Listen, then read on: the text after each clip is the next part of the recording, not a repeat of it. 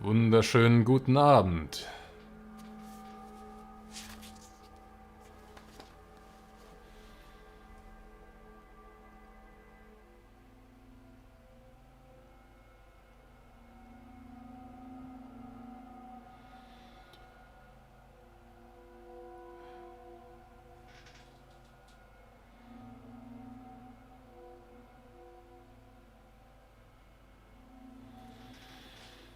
Hello there. Welcome to Eric Reads Edgar Allan Poe. Welcome, welcome everyone. I hope you will enjoy this as much as I will enjoy it, no doubt.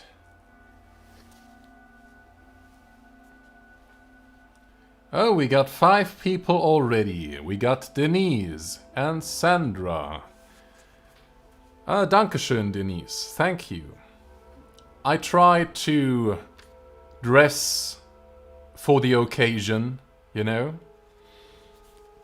Put on some candlelight, you know, up there.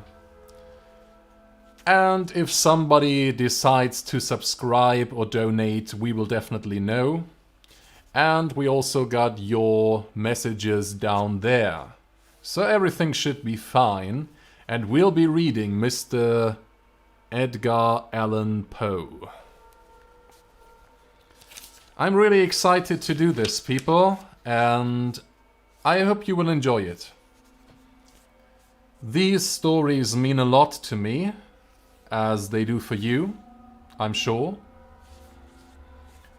I will start with The Pit and the Pendulum, which is a request by my friend Denise, who is there in the live chat right now.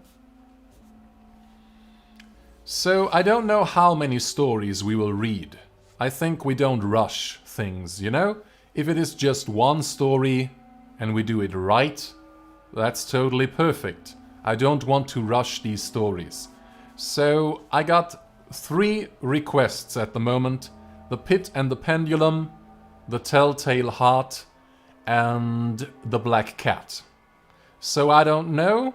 I'm gonna do them in the order in which I have received them, you know? So the first request is The Pit and the Pendulum, the second is The Telltale Heart, and the third is The Black Cat. I'm gonna start. Without further ado, lean back or lie down, light some candles yourself, get something to drink, and just enjoy the evening with me, your host, Unicorn Vlad.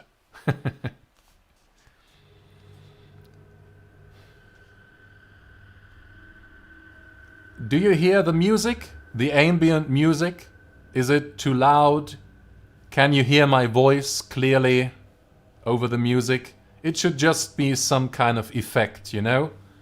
Like underlying it all. Underneath it all should be that sound, that eerie sound. Hallo Marion!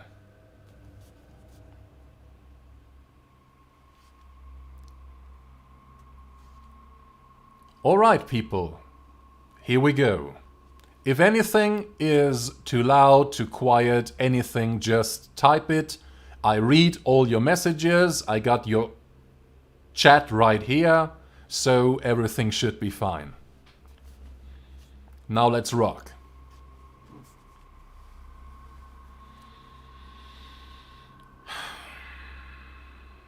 The Pit and the Pendulum. Impia tortorum longes hic turba furoris, sanguinis innocui, non satiata aluit. Sospite nunc patria, fracto nunc funeris antro, mors ubi dira fuit, vita salusque patent. Quatrain composed for the gates of a market to be erected upon the right of the Jacobin Club House at Paris. Not the right, it is the sight. I'm sorry. Very small letters sometimes in this book. I was sick. Sick unto death with that long agony. And when they at length unbound me, and I was permitted to sit, I felt that my senses were leaving me. The sentence, the dread sentence of death, was the last of distinct accentuation which reached my ears. After that, the sound of the inquisitorial voices seemed merged in one dreamy, indeterminate hum. It conveyed to my soul the idea of revolution, perhaps from its association in fancy with the burr of a mill wheel. This only for a brief period, for presently I heard no more. Yet for a while I saw, but with how terrible an exaggeration, I saw the lips of the black-robed judges. They appeared to me white, whiter than the sheet upon which I traced these words, and thin even to grotesqueness. Thin with the intensity of their expression of firmness, of immovable resolution, of stern contempt of human torture. I saw that the decrees of what to me was fate were still issuing from those lips. I saw them writhe with a deadly locution. I saw them fashion the syllables of my name, and I shuddered because no sound succeeded. I saw too, for a few moments of delirious horror, the soft and nearly imperceptible waving of the sable draperies which enwrapped the walls of the apartment. And then my vision fell upon the 7 tall candles upon the table. At first they wore the aspect of charity, and seemed white, slender angels who would save me. But then, all at once, there came a most deadly nausea over my spirit, and I felt every fibre in my frame thrill, as if I had touched the wire of a galvanic battery, while the angel forms became meaningless spectres, with heads of flame, and I saw that from them there would be no help. And then there stole into my fancy, like a rich musical note, the thought of what sweet rest there must be in the grave. The thought came gently and stealthily, and it seemed long before it attained full appreciation.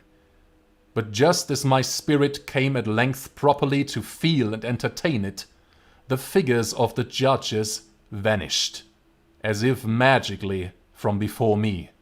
The tall candles sank into nothingness, their flames went out utterly, the blackness of darkness supervened. All sensations appeared swallowed up in a mad rushing descent as of the soul into Hades. Then silence and stillness, and night were the universe. I had swooned, but still will not say that all of consciousness was lost. What of it there remained I will not attempt to define, or even to describe, yet all was not lost. In the deepest slumber, no, in delirium, no, in a swoon, no, in death, no, even in the grave, all is not lost. Else there is no immortality for man. Arousing from the most profound of slumbers, we break the gossamer web of some dream. Yet in a second afterward, so frail may that web have been, we remember not that we have dreamed. In the return to life from the swoon, there are 2 stages. First, that of the sense of mental or spiritual. Secondly, that of the sense of physical existence. It seems probable that if, upon reaching the second stage, we could recall the impressions of the first, we should find these impressions eloquent in memories of the gulf beyond. And that gulf is what? How at least shall we distinguish its shadows from those of the tomb? But if the impressions of what I have termed the first stage are not at will recalled, yet after a long interval, do they not come unbidden while we marvel whence they come? He who has never swooned is not he who finds strange palaces and wildly familiar faces in coals that glow. Is not he who beholds floating in mid-air the sad visions that the many may not view. Is not he who ponders over the perfume of some novel flower. Is not he whose brain grows bewildered with the meaning of some musical cadence which has never before arrested his attention. Amid frequent and thoughtful endeavors to remember, amid earnest struggles to regather some token of the state of seeming nothingness into which my soul had lapsed, there have been moments when I have dreamed of success.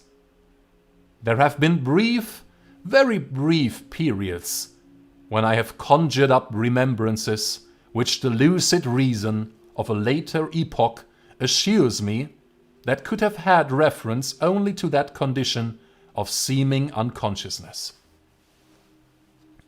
These shadows of memory tell indistinctly of tall figures that lifted and bore me in silence down, down, still down, till a hideous dizziness oppressed me at the mere idea of the interminableness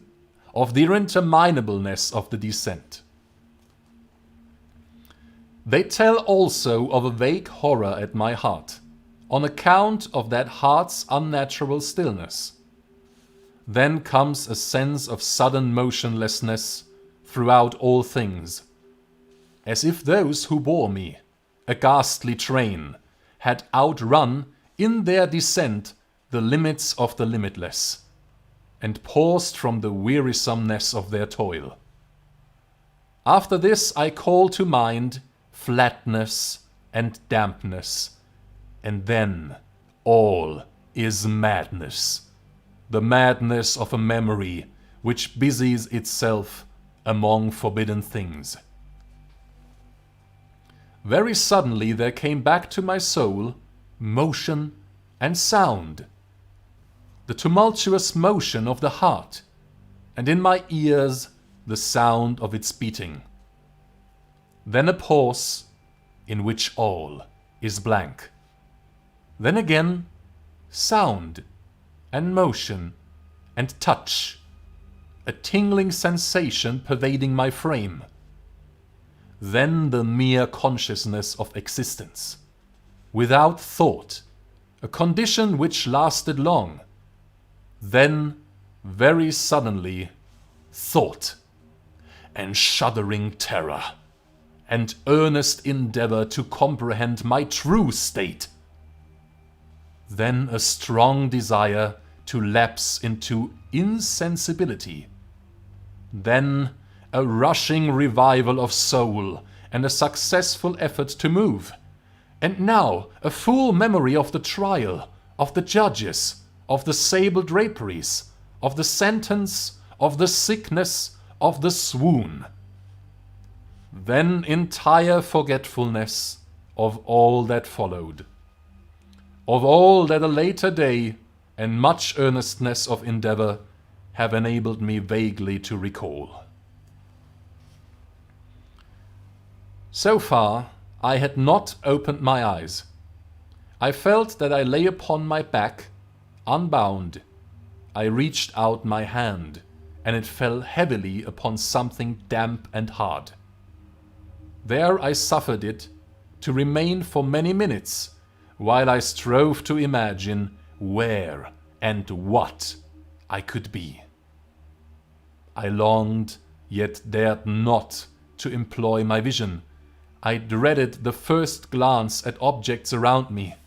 It was not that I feared to look upon things horrible, but that I grew aghast lest there should be nothing to see. At length, with a wild desperation at heart, I quickly unclosed my eyes. My worst thoughts then were confirmed. The blackness of eternal night encompassed me. I struggled for breath. The intensity of the darkness seemed to oppress and stifle me. The atmosphere was intolerably close. I still lay quietly and made effort to exercise my reason. I brought to mind the inquisitorial proceedings and attempted from that point to deduce my real condition. The sentence had passed, and it appeared to me that a very long interval of time had since elapsed. Yet not for a moment did I suppose myself actually dead.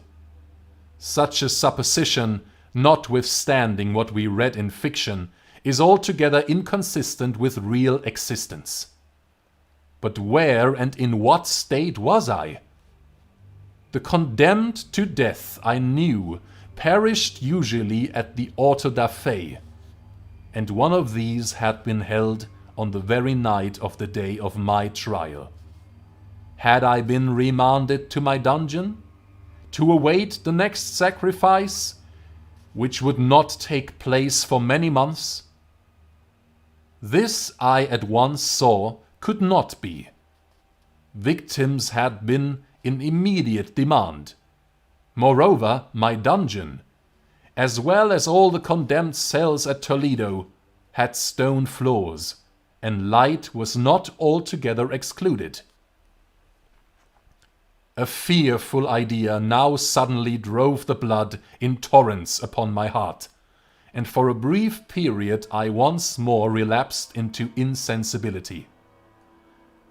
Upon recovering, I at once started to my feet, trembling convulsively in every fibre. I thrust my arms wildly above and around me in all directions. I felt nothing, yet dreaded to move a step, lest I should be impeded by the walls of a tomb. Perspiration burst from every pore, and stood in cold big beads upon my forehead. The agony of suspense grew at length intolerable, and I cautiously moved forward, with my arms extended and my eyes straining from their sockets in the hope of catching some faint ray of light. I proceeded for many paces, but still all was blackness and vacancy. I breathed more freely. It seemed evident that mine was not, at least, the most hideous of fates.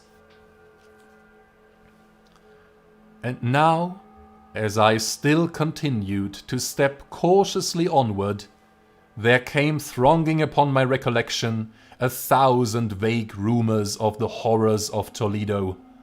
Of the dungeons there had been strange things narrated, fables I had always deemed them, but yet strange and too ghastly to repeat, save in a whisper. Was I left to perish of starvation in this subterranean world of darkness?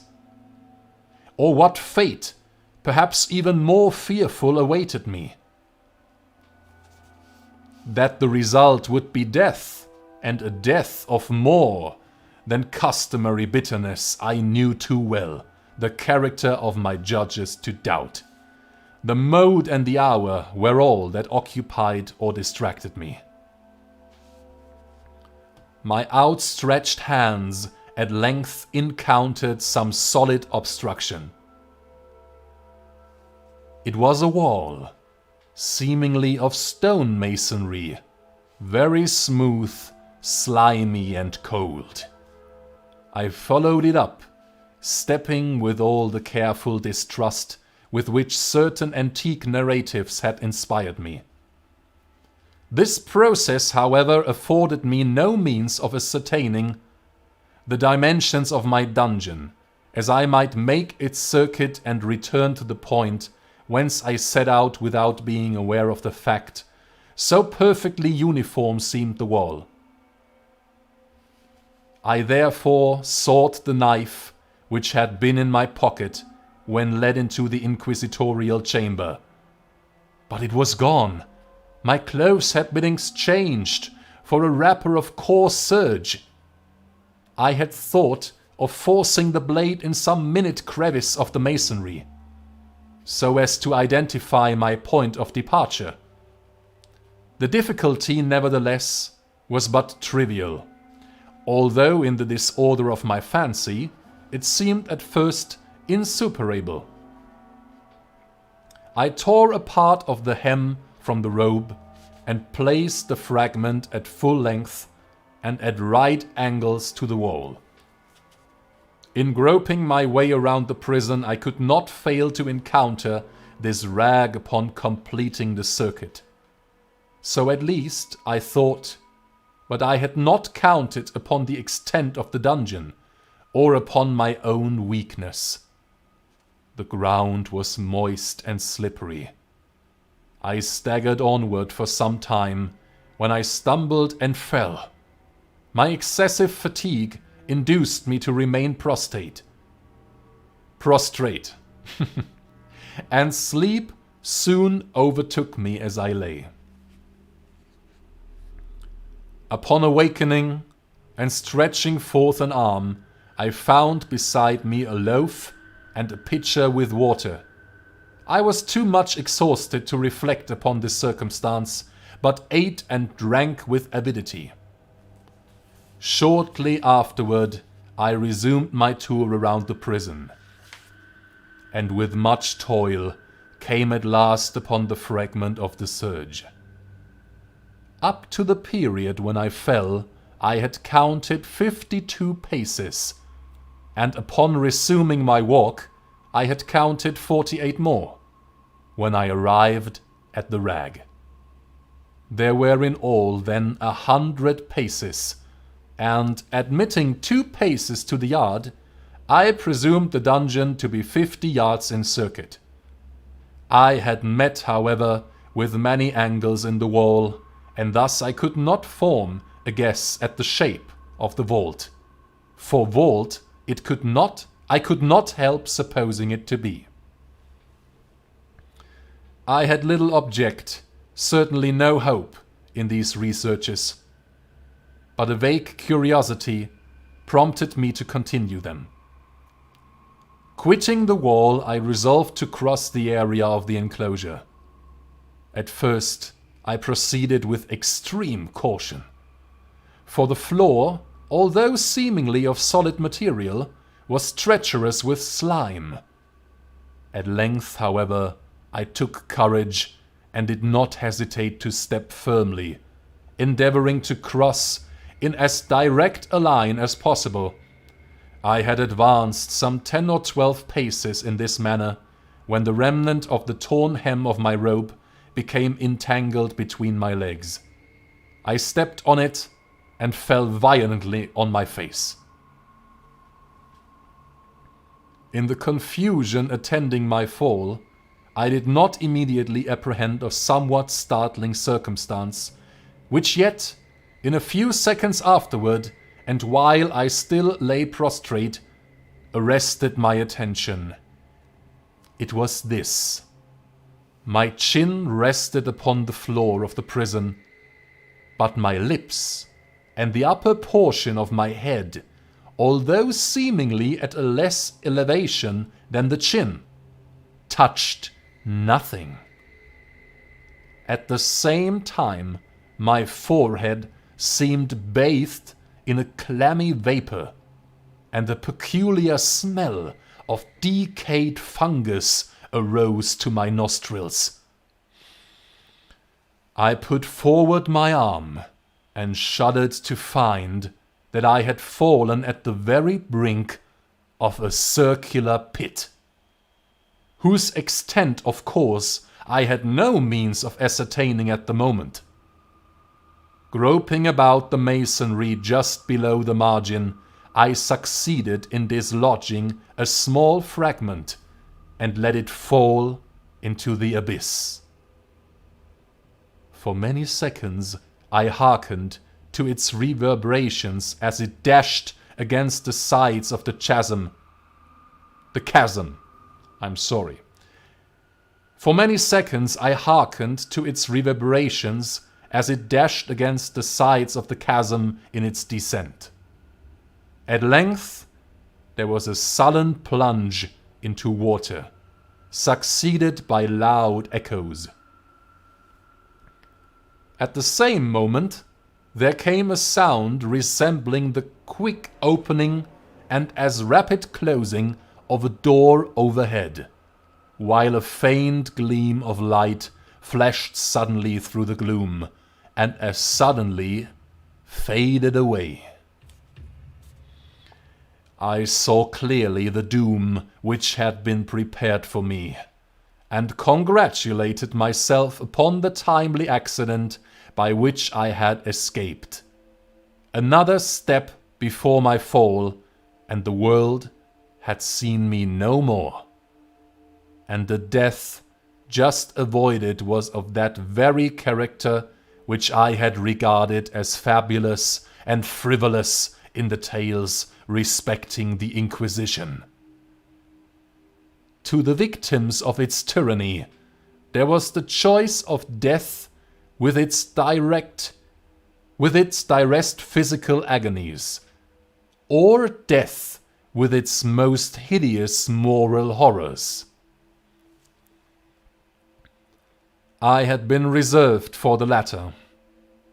By long suffering my nerves had been unstrung until I trembled at the sound of my own voice, and had become, in every respect, a fitting subject for the species of torture which awaited me.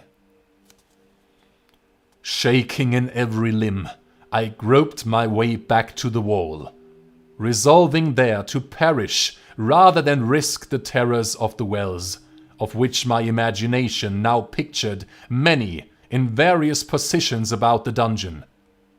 In other conditions of mind, I might have had courage to end my misery at once, by a plunge into one of these abysses. But now I was the veriest of cowards. Neither could I forget what I had read of these pits, that the sudden extinction of life formed no part of their most horrible plan.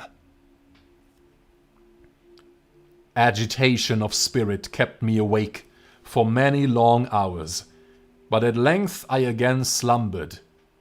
Upon arousing, I found by my side, as before, a loaf and a pitcher of water. A burning thirst consumed me, and I emptied the vessel at a draught. It must have been drugged, for scarcely had I drunk before I came irresistibly drowsy. A deep sleep fell upon me, a sleep like that of death. How long it lasted, of course, I know not, but when once again I unclosed my eyes, the objects around me were visible. By a wild, sulphurous luster, the origin of which I could not at first determine, I was enabled to see the extent and aspect of the prison. In its size I had been greatly mistaken. The whole circuit of its walls did not exceed 25 yards. For some minutes this fact occasioned me a world of vain trouble. Vain indeed, for what could be of less importance under the terrible circumstances which environed me than the mere dimensions of my dungeon? But my soul took a wild interest in trifles, and I busied myself in endeavors to account for the error I had committed in my measurement. The truth at length flashed upon me. In my first attempt at exploration, I had counted 52 paces up to the period when I fell. I must then have been within a pace or two of the fragment of surge. In fact, I had nearly performed the circuit of the vault. I then slept, and upon awakening, I must have returned upon my steps, thus supposing the circuit nearly double what it actually was. My confusion of mind prevented me from observing that I began my tour with the wall to the left and ended it with the wall to the right.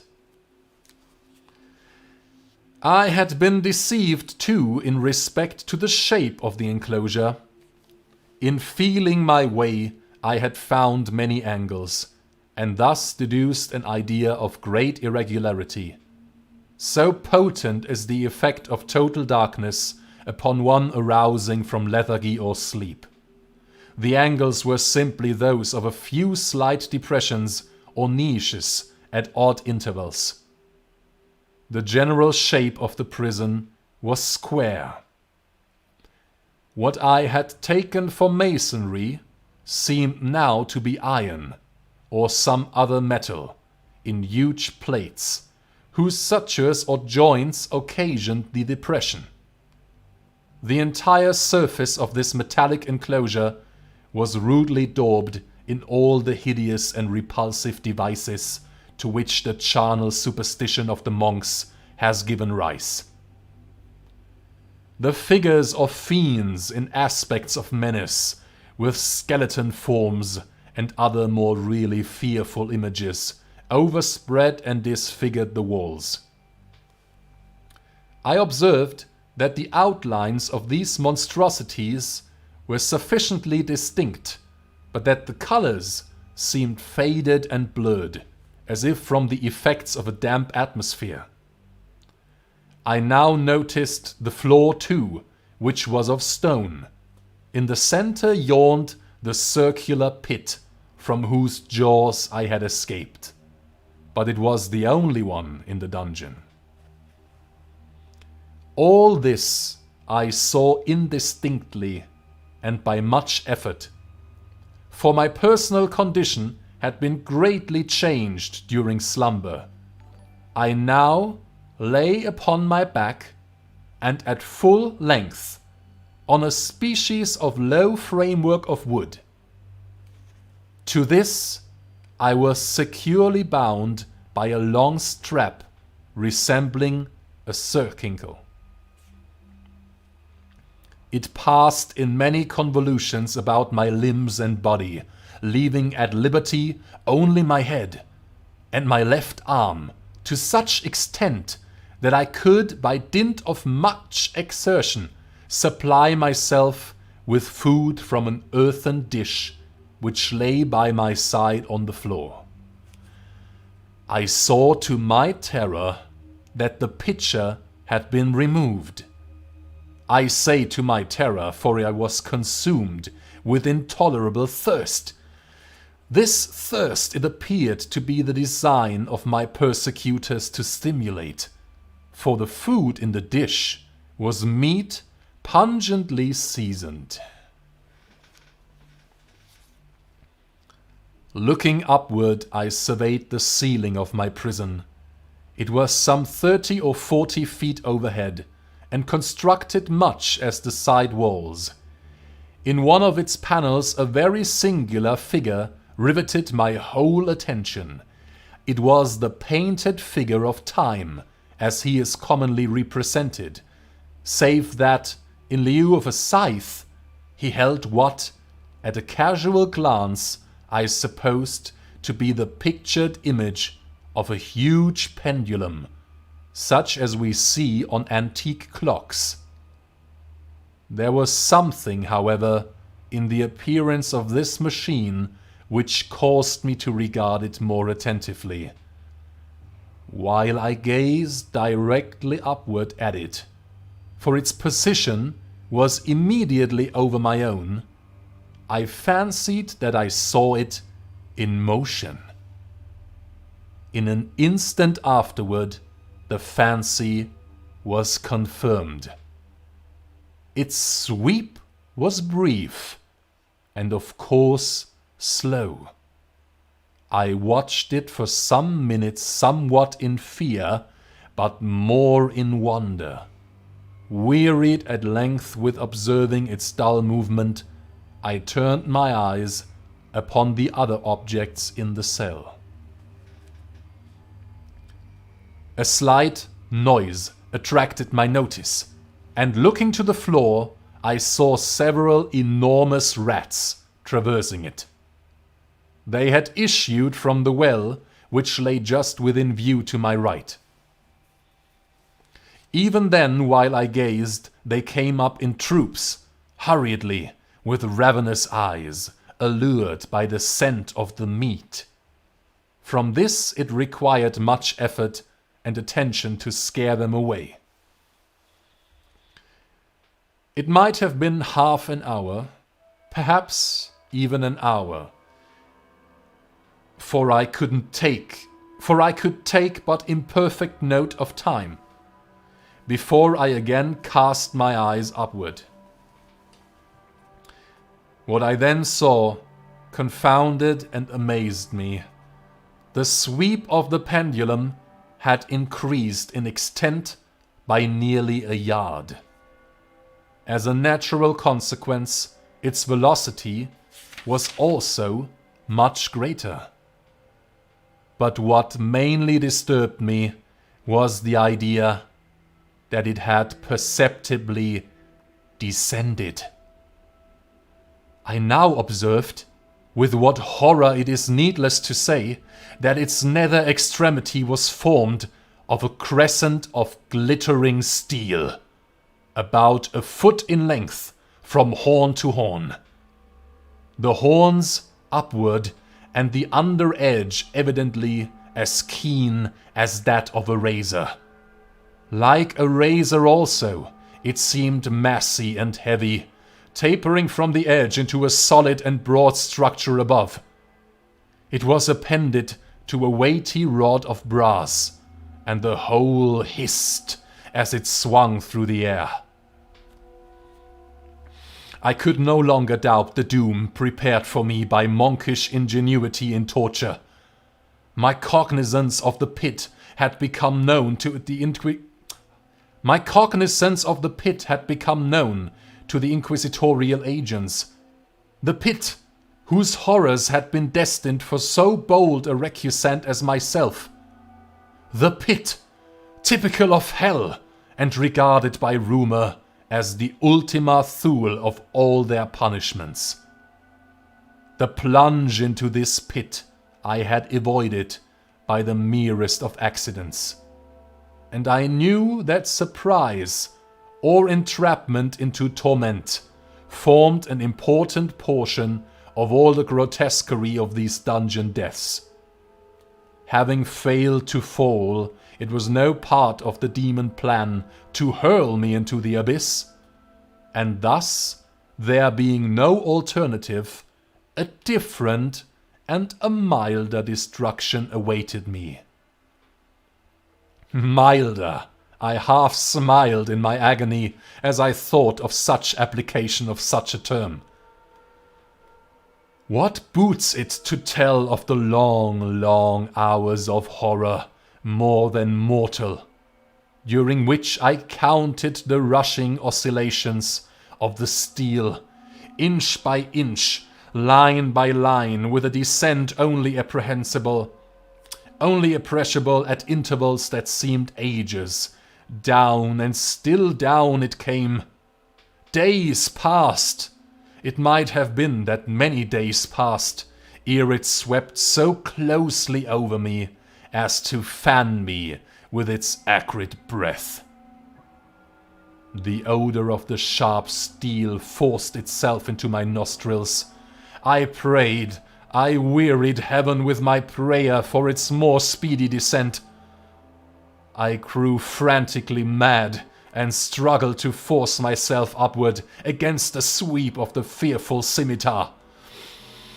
And then I fell suddenly calm and lay smiling at the glittering death, as a child at some rare bauble.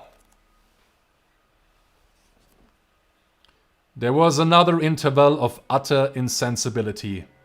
It was brief, for upon again lapsing into life, there had been no perceptible descent in the pendulum. But it might have been long, for I knew there were demons who took note of my swoon, and who could have arrested the vibration at pleasure. Upon my recovery, too, I felt very, inexpressibly sick and weak, as if through long inanition. As if through long inanition.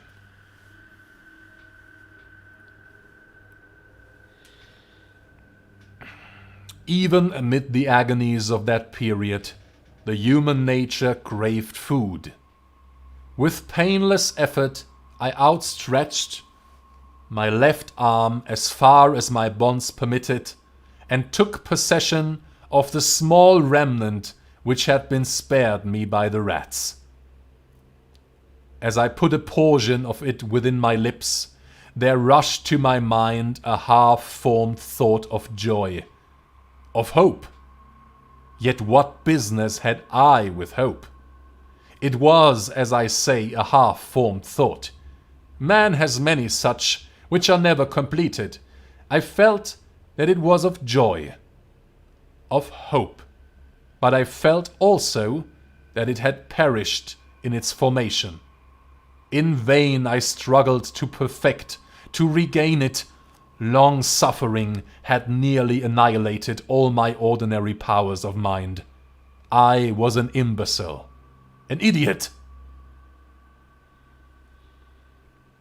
The vibration of the pendulum was at right angles to my length. I saw that the crescent was designed to cross the region of the heart. It would fray the surge of my rope, it would return and repeat its operations again and again, notwithstanding its terrifically wide sweep, some 30 feet or more, and the hissing vigor of its descent. Sufficient to sunder these very walls of iron, still the fraying of my robe would be all that for several minutes it would accomplish. And at this thought I paused. I dared not go further than this reflection. I dwelt upon it with a I dwelt upon it with a pertinacity of attention, as if in so dwelling I could arrest here the descent of the steel. I forced myself to ponder upon the sound of the crescent as it should pass across the garment, upon the peculiar thrilling sensation which the friction of cloth produces on the nerves. I pondered upon all this frivolity until my teeth were on edge. Down, steadily down it crept. It took a frenzied pleasure in contrasting its downward with its lateral velocity. To the right, to the left, far and wide, with the shriek of a damned spirit. To my heart, with the stealthy pace of the tiger. I alternately laughed and howled as the one or the other idea grew predominant. Down, certainly relentlessly down, it vibrated within 3 inches of my bosom. I struggled violently, furiously, to free my left arm. This was the free only from the elbow to the hand. This was free only from the elbow to the hand.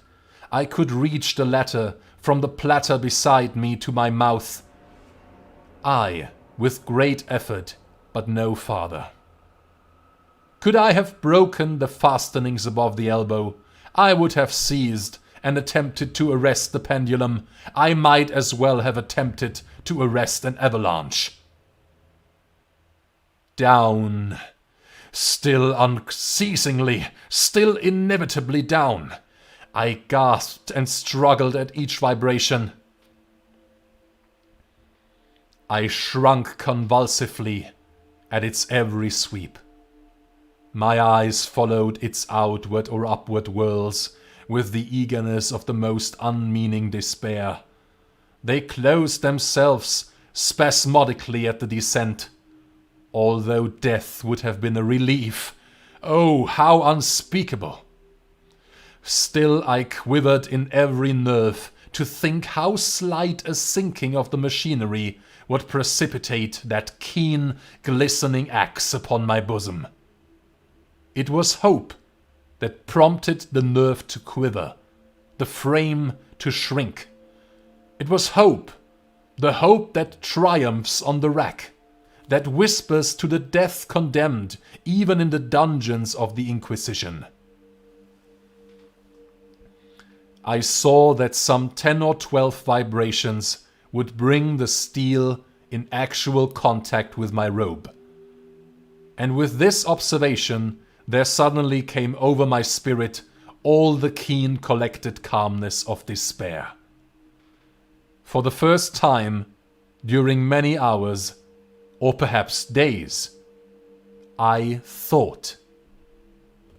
It now occurred to me that the bandage, or circingle which enveloped me, was unique.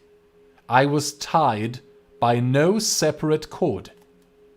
The first stroke of the razor-like crescent athwart any portion of the band would so detach it that it might be unwound from my person by means of my left hand. But how fearful, in that case, the proximity of the steel, the result of the slightest struggle, how deadly! Was it likely, moreover, that the minions of the torturer had not foreseen and provided for this possibility? Was it probable that the bandage crossed my bosom in the track of the pendulum? Dreading to find my faint and, as it seemed, my last hope frustrated, I so far elevated my head as to obtain a distinct view of my breast. The surcingle enveloped my limbs and body close in all directions, save in the path of the destroying crescent. Scarcely had I dropped my head back into its original position when there flashed upon my mind what I cannot better describe than as the unformed half of that idea of deliverance to which I had previously alluded, and of which a moiety only floated indeterminately through my brain when I raised food to my burning lips. The whole thought was now present, feeble, scarcely sane, scarcely definite, but still entire. I proceeded at once with the nervous energy of despair to attempt its execution.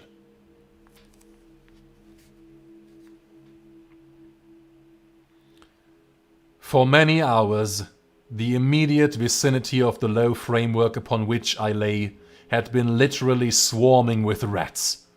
They were wild, bold, ravenous, their red eyes glaring upon me as if they waited but for motionlessness on my part to make me their prey. To what food, I thought, have they been accustomed in the well? They had devoured, in spite of all my efforts to prevent them, all but a small remnant of the contents of the dish. I had fallen into an habitual seesaw or wave of the hand about the platter, and at length the unconscious uniformity of the movement deprived it of effect. In their voracity, The vermin frequently fastened their sharp fangs in my fingers. With the particles of the oily and spicy viand which now remained, I thoroughly rubbed the bandage wherever I could reach it. Then, raising my hand from the floor, I lay breathlessly still. At first, the ravenous animals were startled and terrified at the change, at the cessation of my movement. They shrank alarmedly back. Many sought the well. But this was only for a moment. I had not counted in vain upon their voracity. Observing that I remained without motion, one or two of the boldest leaped upon the framework and smelt at the surcingle. This seemed the signal for a general rush. Forth from the well they hurried in fresh troops. They clung to the wood, they overran it, and leaped in hundreds upon my person. The measured movement of the pendulum disturbed them not at all. Avoiding its strokes, they busied themselves with the anointed bandage. They pressed, they swarmed upon me in ever-accumulating heaps. They writhed upon my throat. Their cold lips sought my own. I was half stifled by their thronging pressure. Disgust, for which the world has no name, swelled my bosom, and chilled with a heavy clamminess my heart. Yet 1 minute, and I felt that the struggle would be over. Plainly I perceived the loosening of the bandage. I knew that in more than one place it must be already severed. With a more than human resolution, I lay still. Nor had I erred in my calculations, nor had I endured in vain. I at length felt that I was free. The surcingle hung in ribbons from my body, but the stroke of the pendulum already pressed upon my bosom. It had divided the serge of the robe. It had cut through the linen beneath. Twice again it swung, and a sharp sense of pain shot through every nerve. But the moment of escape had arrived. At a wave of my hand, my deliveress hurried tumultuously away.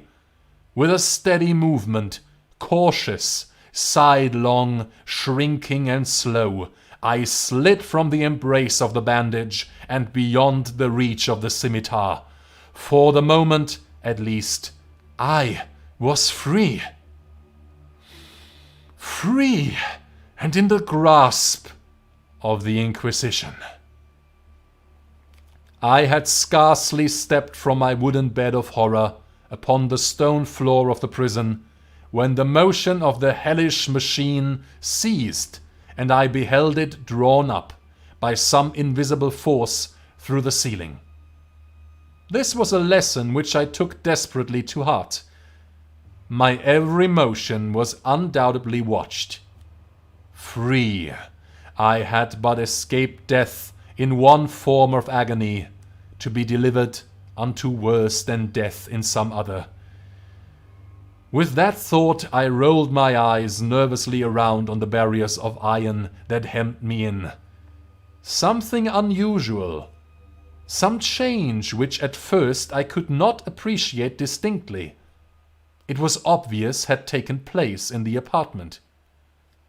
For many minutes of a dreamy and rambling abstraction, I busied myself in vain, unconnected conjecture.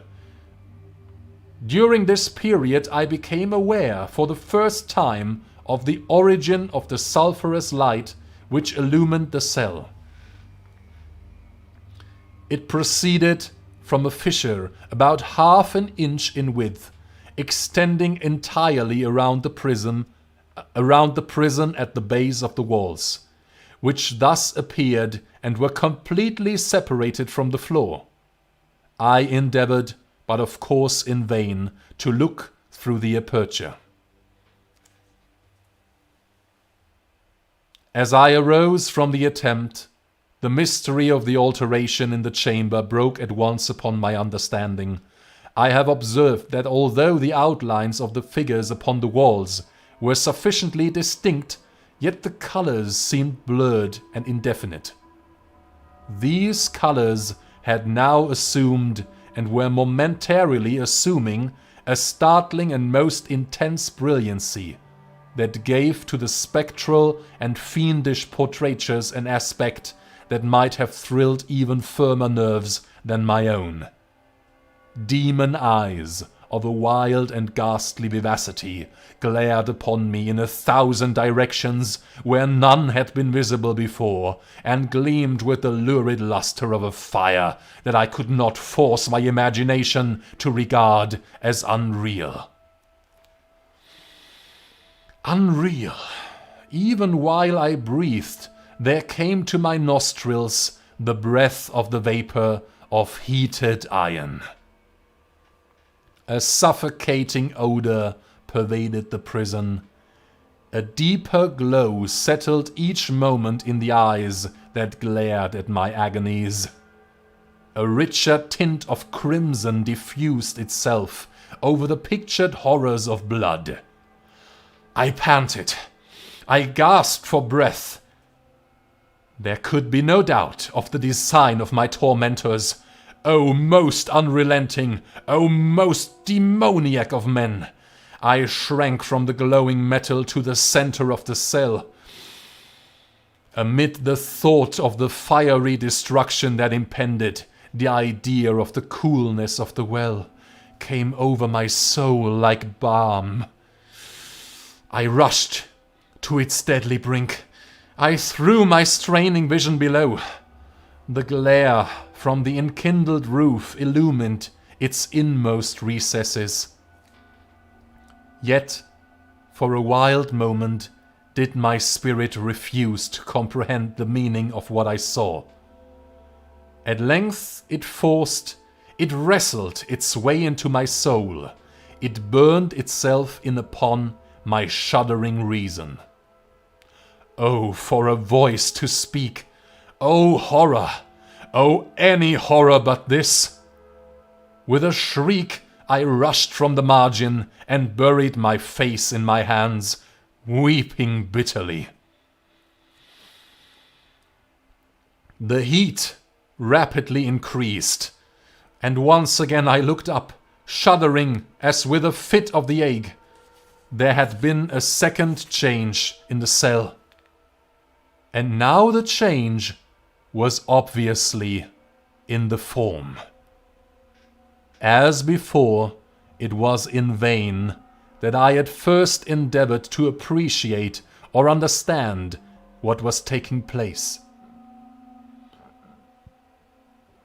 But not long was I left in doubt.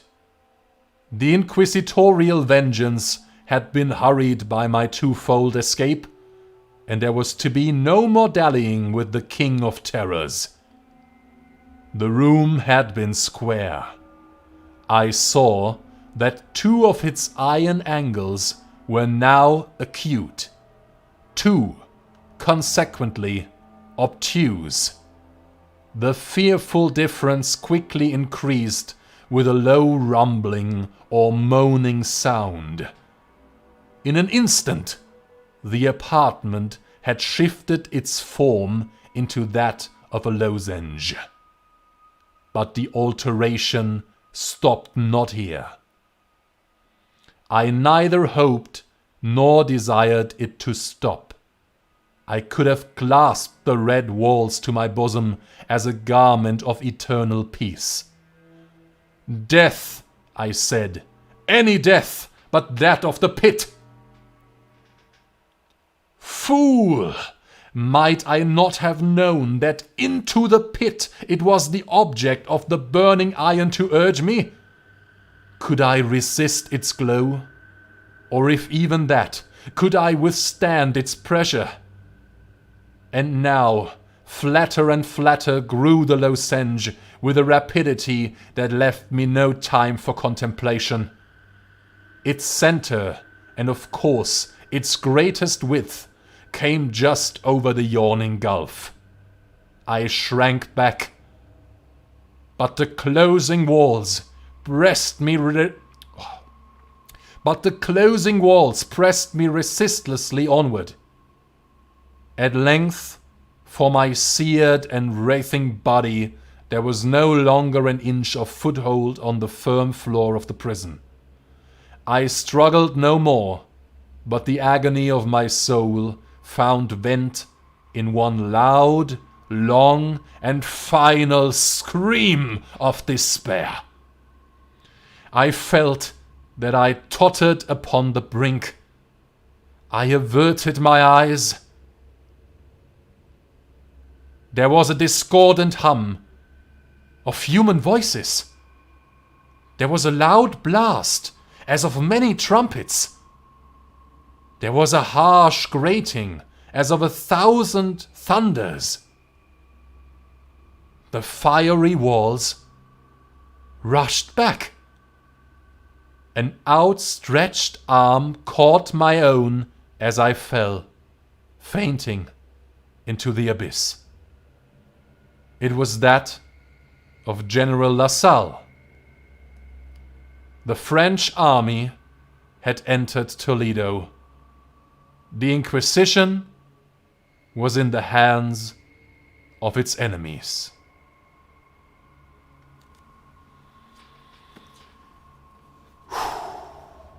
All right, time to drink. I am terribly dehydrated right now. That is a long story, actually. A long, short story.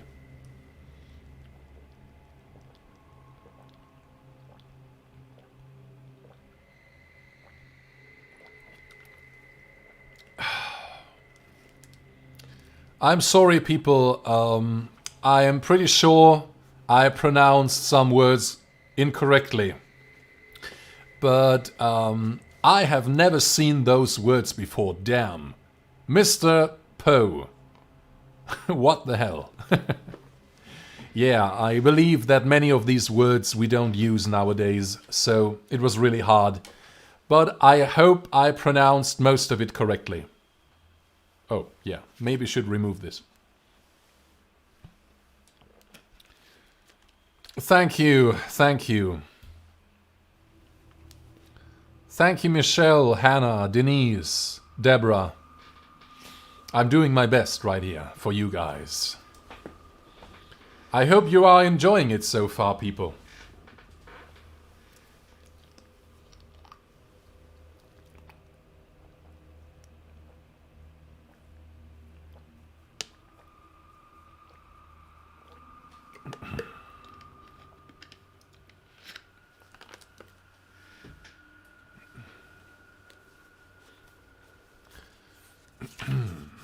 Now,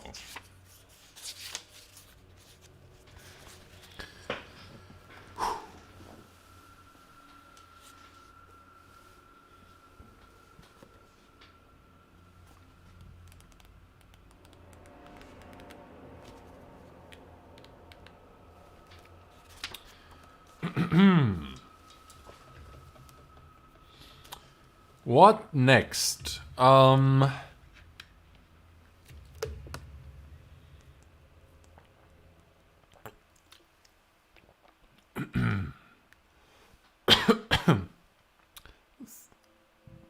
Thank you, Deborah. Thank you. Oh. There is actually a new subscriber. D35 Treepad or what? I don't know. Just a random bunch of numbers and letters. Alrighty then. Moving on to the Telltale Heart.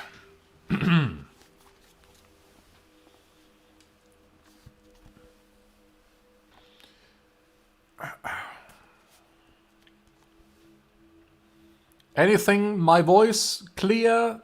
Not too loud? Not too quiet?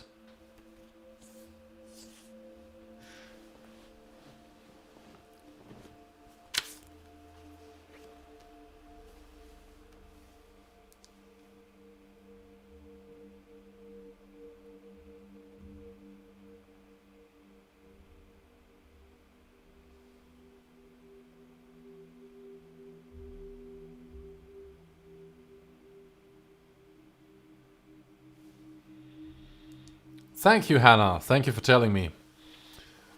Okay. Well, then I guess it's time.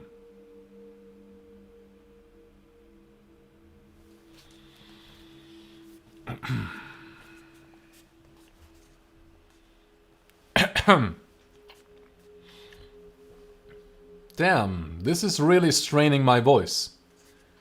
But I think The Telltale Heart and The Black Cat are shorter stories, so I believe we can read all three of them today.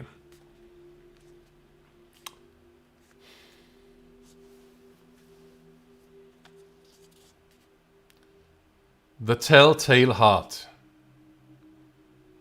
True. Nervous. Very, very dreadfully nervous I had been and am. But why will you say that I am mad? The disease had sharpened my senses, not destroyed, not dulled them. Above all was the sense of hearing acute. I heard all things in the heaven and in the earth. I heard many things in hell. How then am I mad? Hearken and observe how healthily, how calmly I can tell you the whole story. It is impossible to say how first the idea entered my brain, but once conceived, it haunted me day and night. Object, there was none. Passion, there was none. I loved the old man. He had never wronged me. He had never given me insult. For his gold, I had no desire. I think it was his eye. Yes, it was this. One of his eyes resembled that of a vulture. A pale blue eye with a film over it. Whenever it fell upon me, my blood ran cold, and so, by degrees, very gradually, I made up my mind to take the life of the old man, and thus rid myself of the eye forever. Now this is the point. You fancy me mad. Madmen know nothing. But you should have seen me. You should have seen how wisely I proceeded, with what caution, with what foresight, with what dissimulation I went to work. I was never kinder to the old man than during the whole week before I killed him. And every night about midnight I turned the latch of his door and opened it, oh so gently. And then, when I had made an opening sufficient for my head, I put in a dark lantern, all closed so that no light shone out, and then I thrust in my head. Oh, you would have laughed to see how cunningly I thrust it in. I moved it slowly, very, very slowly, so that I might not disturb the old man's sleep. It took me an hour to place my whole head within the opening so far that I could see him as he lay upon his bed. Ha! Would a madman have been so wise as this? And then, when my head was well in the room, I undid the lantern cautiously, oh so cautiously. Cautiously, for the hinges creaked. I undid it just so much that a single thin ray fell upon the vulture eye. And this I did for 7 long nights, every night just at midnight. But I found the eye always closed, and so it was impossible to do the work. For it was not the old man who vexed me, but his evil eye. And every morning when the day broke, I went boldly into the chamber and spoke courageously to him, calling him by name in a hearty tone and inquiring how he had passed the night. So you see, he would have been a very profound old man indeed, to suspect that every night, just at 12, I looked in upon him while he slept. I'm eating my hair, sorry. Upon the 8th night, I was more than usually cautious in opening the door. A watch's minute hand moves more quickly than did mine. Never before that night had I felt the extent of my own powers, of my sagacity. I could scarcely contain my feelings of triumph. To think that there I was, opening the door, little by little, and he not even to dream of my secret deeds or thoughts. I fairly chuckled at the idea, and perhaps he heard me, for he moved on the bed suddenly, as if startled. Now, you may think that I drew back, but no. His room was as black as pitch with the thick darkness, for the shutters were close fastened through fear of robbers, and so I knew that he could not see the opening of the door, and I kept pushing it on steadily.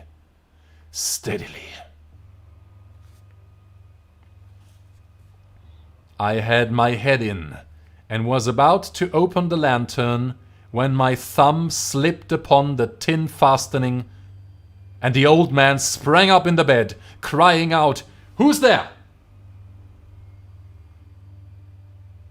I kept quite still and said nothing.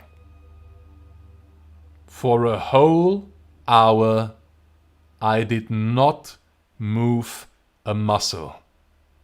And in the meantime I did not hear him lie down. He was still sitting up in the bed listening, just as I have done, night after night, hearkening to the death watches in the wall. Presently I heard a slight groan, and I knew it was the groan of mortal terror. It was not a groan of pain or of grief, oh no. It was the low stifled sound that arises from the bottom of the soul when overcharged with awe. I knew the sound well. Many a night, just at midnight, when all the world slept, it has welled up from my own bosom, deepening with its dreadful echo the terrors that distracted me. I say I knew it well. I knew what the old man felt, and pitied him, although I chuckled at heart. I knew that he had been lying awake ever since the first slight noise, when he had turned in the bed.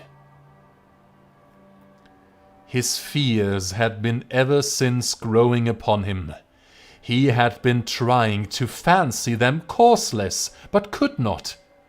He had been saying to himself, "It is nothing but the wind in the chimney.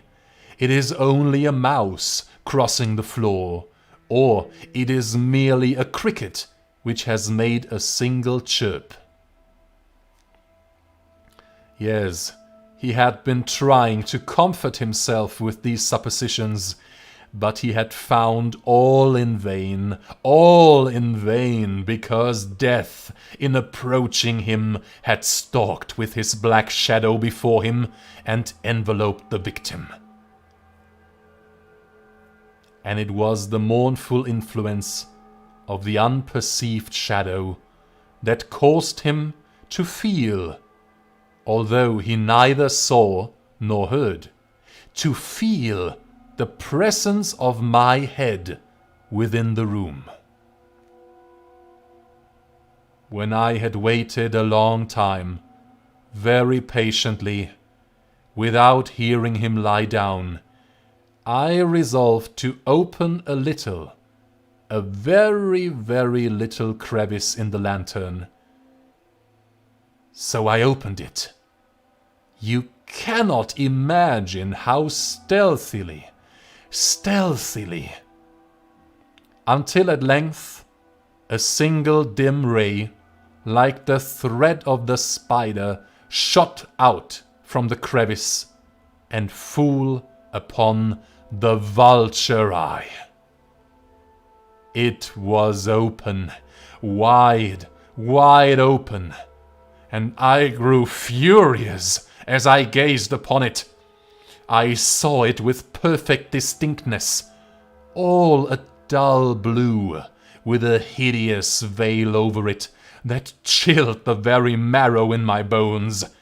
But I could not see nothing else of the old man's face or person. For I had directed the ray, as if by instinct, precisely upon the damned spot. And now, have I not told you that what you mistake for madness is but over-acuteness of the senses? Now I say there came to my ears a low, dull, quick sound, such as a watch makes when enveloped in cotton. I knew that sound well too. It was the beating of the old man's heart. It increased my fury, as the beating of a drum stimulates the soldier into courage. But even yet I refrained and kept still. I scarcely breathed. I held the lantern motionless. I tried how steadily I could maintain the ray upon the eye. Meantime, the hellish tattoo of the heart increased. It grew quicker and quicker, and louder every instant. The old man's terror must have been extreme. It grew louder, I say, louder every moment. Do you mark me well? I have told you that I am nervous. So I am. And now, at the dead hour of the night, amid the dreadful silence of that old house, so strange a noise as this excited me to uncontrollable terror. Yet for some minutes longer I refrained and stood still. But the beating grew louder. I thought the heart must burst. And now a new anxiety seized me. The sound would be heard by a neighbor. The old man's hour had come. With a loud yell, I threw upon the lantern and leaped into the room. He shrieked once only. In an instant, I dragged him to the floor and pulled the heavy bed over him. I then smiled gaily to find the deed so far done. But for many minutes, the heart beat on, with a muffled sound. This, however, did not vex me. It would not be heard through the wall. At length, it ceased. The old man was dead. I removed the bed and examined the corpse. Yes, he was stone dead. I placed my hand upon the heart and held it there many minutes. There was no pulsation. He was stone dead. His eye would trouble me no more.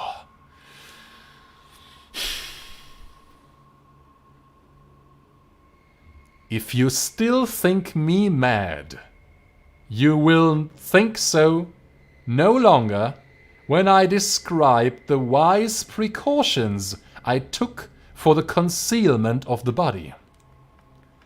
The night waned and I worked hastily, but in silence. First of all, I dismembered the corpse. I cut off the head and the arms and the legs. I then took up 3 planks from the flooring of the chamber and deposited all between the scantlings. I then replaced the boards so cleverly, so cunningly, that no human eye, not even his, could have detected anything wrong. There was nothing to wash out, no stain of any kind, no blood spot whatever. I had been too wary for that. A tub had caught all. When I had made an end of these labors, it was 4 o'clock, still dark as midnight. As the bell sounded the hour, there came a knocking at the street door. I went down to open it with a light heart, for what had I now to fear? There entered 3 men, who introduced themselves with perfect suavity as officers of the police. A shriek had been heard by a neighbor during the night. Suspicion of foul play had been aroused, information had been lodged at the police office, and they, the officers, had been deputed to search the premises. I smiled. For what had I to fear? I bade the gentleman welcome. The shriek, I said, was my own in a dream. The old man, I mentioned, was absent in the country. I took my visitors all over the house. I bade them search well. I led them at length to his chamber. I showed them his treasures, secure, undisturbed. In the enthusiasm of my confidence, I brought chairs into the room and desired them here to rest from their fatigues, while I myself, in the wild audacity of my perfect triumph, placed my own seat upon the very spot beneath which reposed the corpse of the victim. The officers were satisfied. My manner had convinced them. I was singularly at ease. They sat, and while I answered cheerily, they chatted familiar things. But ere long I felt myself getting pale, and wished them gone. My head ached, and I fancied a ringing in my ears. But still they sat and still chatted. The ringing became more distinct. It continued and became more distinct. I talked more freely to get rid of the feeling, but it continued and gained definitiveness, until at length I found that the noise was not within my ears. No doubt I now grew very pale, but I talked more fluently and with a heightened voice. Yet the sound increased. And what could I do? It was a low, dull, quick sound. Much such a sound as a watch makes when enveloped in cotton. I gasped for breath, and yet the officers heard it not. I talked more quickly, more vehemently, but the noise steadily increased. I arose and argued about trifles in a high key and with violent gesticulations. But the noise steadily increased.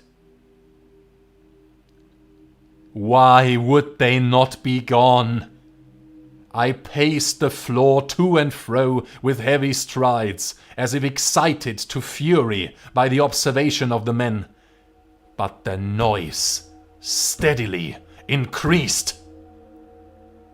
Oh God, what could I do? I foamed, I raved, I swore. I swung the chair upon which I had been sitting and grated it upon the boards. But the noise arose over all and continually increased. It grew louder, louder, louder. And still the men chatted pleasantly and smiled. Was it possible they heard not? Almighty God, no, no, they heard, they suspected, they knew. They were making a mockery of my horror. This I thought, and this I think. But anything was better than this agony. Anything was more tolerable than this derision. I could bear those hypocritical smiles no longer. I felt that I must scream or die. And now, again, hark! Louder, louder, louder, louder! Villains! I shrieked. Dissemble no more. I admit the deed. Tear up the planks. Here, here. It is the beating of his hideous heart.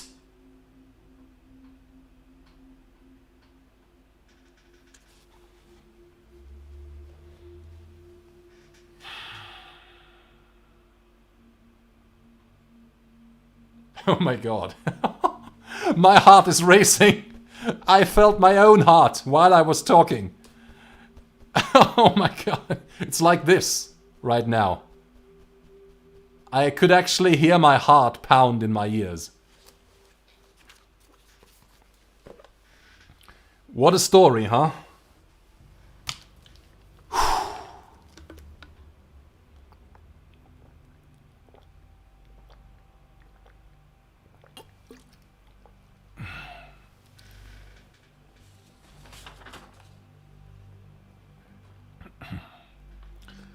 This was for my friend Alicia. I hope she hears this. Give me a moment to breathe, people. I'll be right back.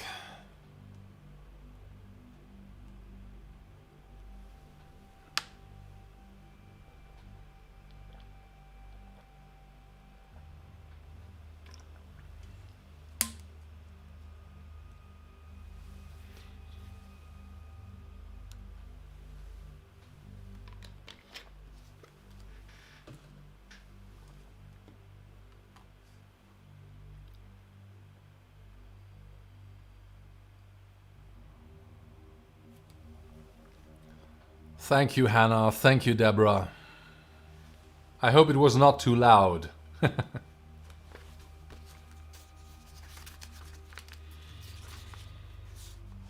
Gonna stand up just for a moment and walk to and fro. And I hope I won't be hearing any hearts pound beneath the floorboards.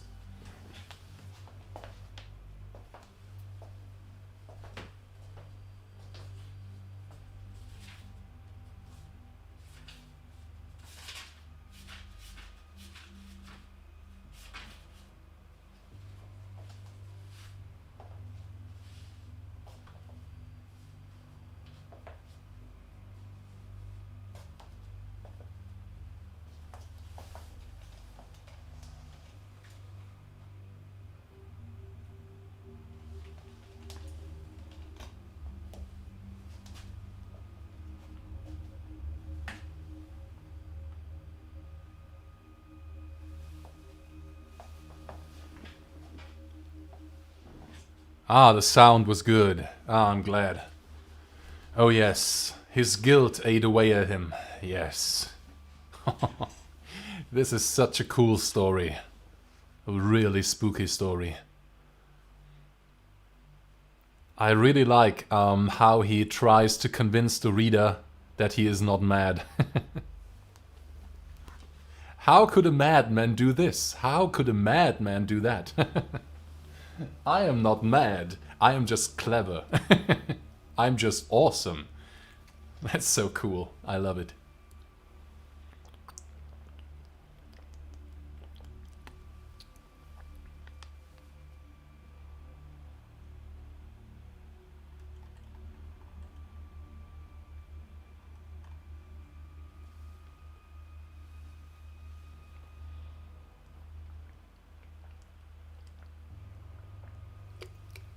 The music in the background is not too loud, is it?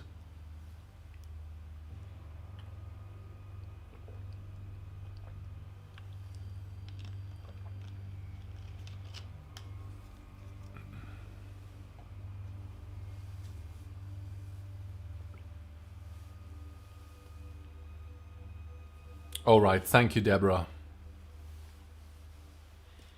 You know, when I do these live streams, you can always tell me everything, you know? If something is too loud, too quiet, just type it in the chat and I will see it.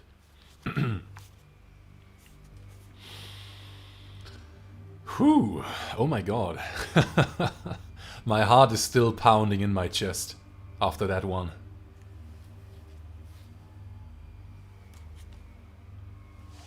Actually, I have to compliment my friend Florian because this idea is actually his idea.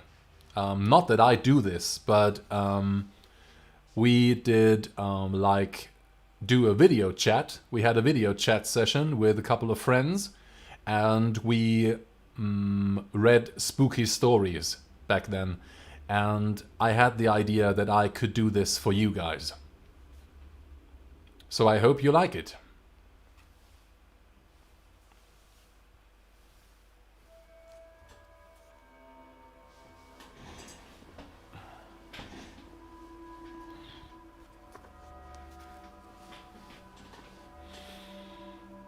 Alrighty then, here I am again for the last story of tonight. The Black Cat. Oh, you love it. Thank you, Hannah. I'm glad. I'm so glad. This is so much fun. And I'm totally in it. Oh my god. During the reading of those stories, if you really delve deeper into the words and you really try to imagine that you are the one experiencing what is described in the story, you get... you go crazy. I might be a madman in the end, if I do this more often. Yes, definitely. Yeah, for the winter time. Yeah. Alright. If you guys like this, you can basically request stories. If you guys have some short stories or poems that I should read in future editions of this format, I'd be pleased to hear them. Definitely. Send me everything you got. But now, the last Poe story. Now, get ready. Strap in for the last story on the menu. The Black Cat. This goes out to my friend Carolina. Hello, Carolina. I hope you're watching. This is for you. The Black Cat. For the most wild, yet most homely narrative. I'm sorry. I always say narrative. I have to start again. The Black Cat. For the most wild, yet most homely narrative which I am about to pen, I neither expect nor solicit belief. Mad indeed would I be to expect it in a case where my very senses reject their own evidence. Yet mad I am not, and very surely do I not dream. But tomorrow I die, and today I would unburden my soul. My immediate purpose is to place before the world, plainly, succinctly, and without comment, a series of mere household events. In their consequences, these events have terrified, have tortured, have destroyed me. Yet I will not attempt to expound them. To me, they have presented little but horror. To many they will seem less terrible than Baroques. Baroques. I'm sorry, I think it is Baroques. Hereafter, perhaps, some intellect may be found which will reduce my phantasm to the commonplace. Some intellect more calm, more logical, and far less excitable than my own, which will perceive, in the circumstances I detail with awe, nothing more than an ordinary succession of very natural causes and effects. From my infancy I was noted for the docility and humanity of my disposition. My tenderness of heart was even so conspicuous as to make me the jest of my companions. I was especially fond of animals, and I was indulged by my parents with a great variety of pets. With these I spent most of my time, and never was so happy as when feeding and caressing them. This peculiarity of character grew with my growth, and in my manhood I derived from it one of my principal sources of pleasure. To those who have cherished an affection for a faithful and sagacious dog, I need hardly be at the trouble of explaining the nature or the intensity of the gratification thus derivable. There is something in the unselfish and self-sacrificing love of a brute which goes directly to the heart of him who has had frequent occasion to test the paltry friendship and gossamer fidelity of mere man. I married early and was happy to find in my wife a disposition not uncongenial with my own. Observing my partiality for domestic pets, she lost no opportunity of procuring those of the most agreeable kind. We had birds, goldfish, a fine dog, rabbits, a small monkey, and a cat. This latter was a remarkably large and beautiful animal, entirely black, and sagacious to an astonishing degree. In speaking of his intelligence, my wife, who at heart was not a little tinctured with superstition, made frequent allusions to the ancient popular notion which regarded all black cats as witches in disguise. Not that she was ever serious upon this point, and I mention the matter at all for no better reason than that it happens just now to be remembered. Pluto, this was the cat's name, was my favorite pet and playmate. I alone fed him, and he attended me wherever I went about the house. It was even with difficulty that I could prevent him from following me through the streets. Our friendship lasted in this manner for several years, during which my general temperament and character, through the instrumentality of the fiend intemperance, had, I blush to confess it, experienced a radical alteration for the worse. I grew day by day more moody, more irritable, more regardless of the feelings of others. I suffered myself to use intemperate language to my wife.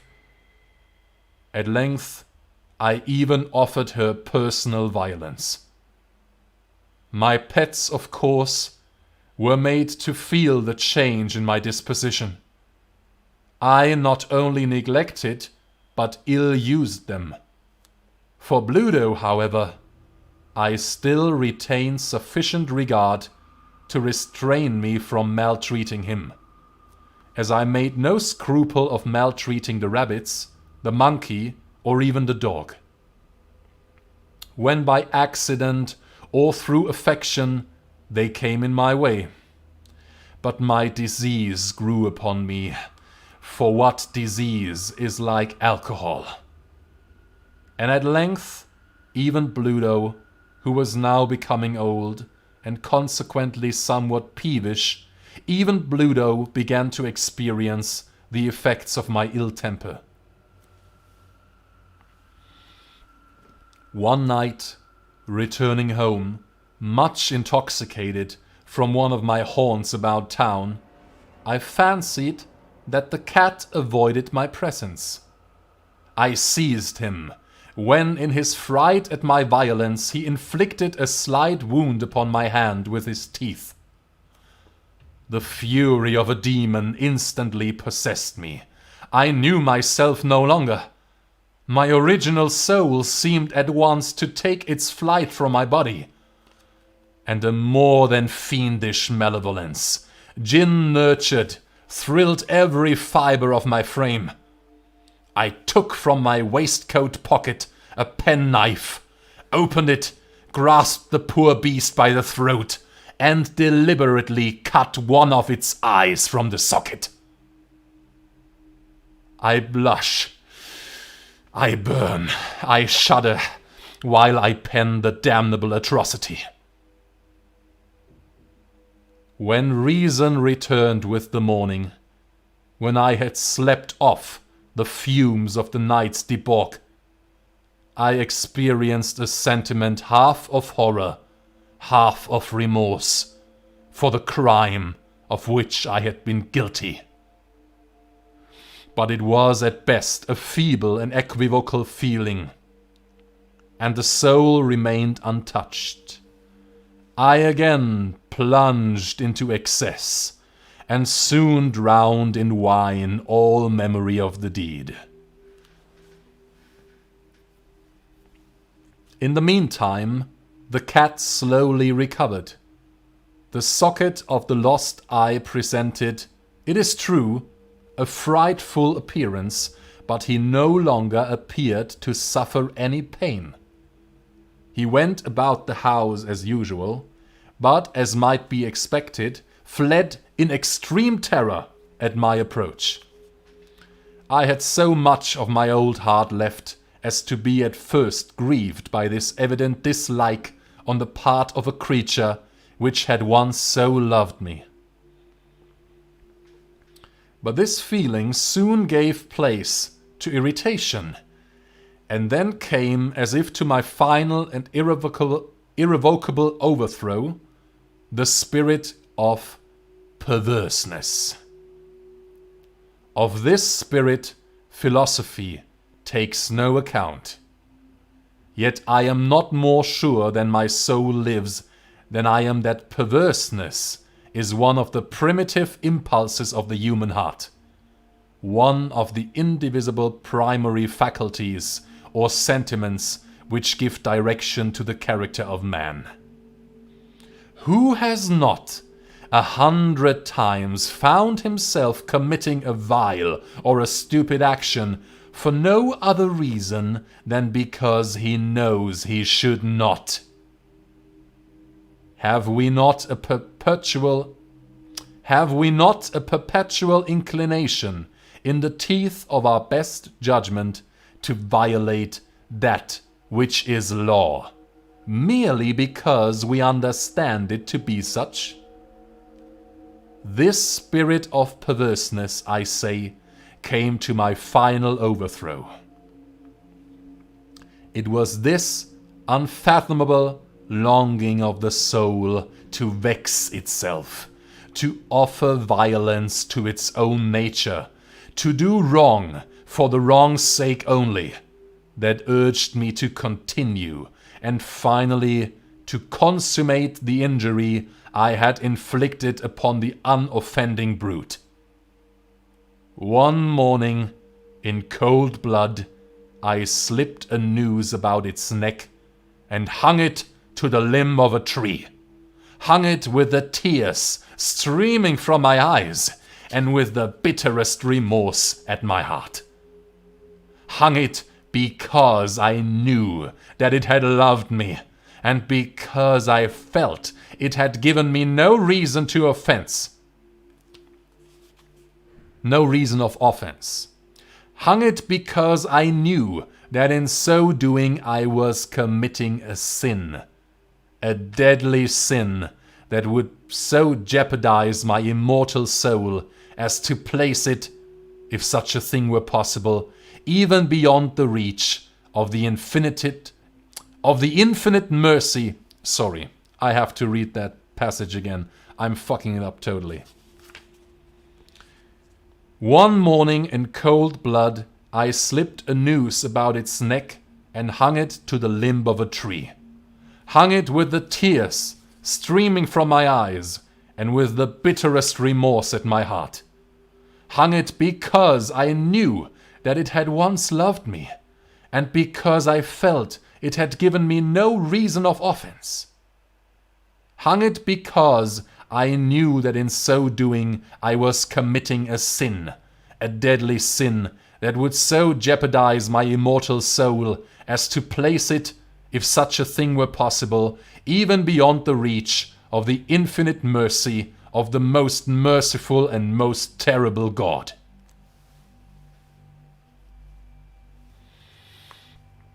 On the night of the day on which this most cruel deed was done, I was aroused from sleep by the cry of fire. The curtains of my bed were in flames. The whole house was blazing. It was with great difficulty that my wife, a servant, and myself made our escape from the conflagration. The destruction was complete. My entire worldly wealth was swallowed up, and I resigned myself thenceforward to despair. I am above the weakness of seeking to establish a sequence of cause and effect between the disaster and the atrocity. But I am detailing a chain of facts, and wish not leave even a possible link imperfect. On the day succeeding the fire, I visited the ruins.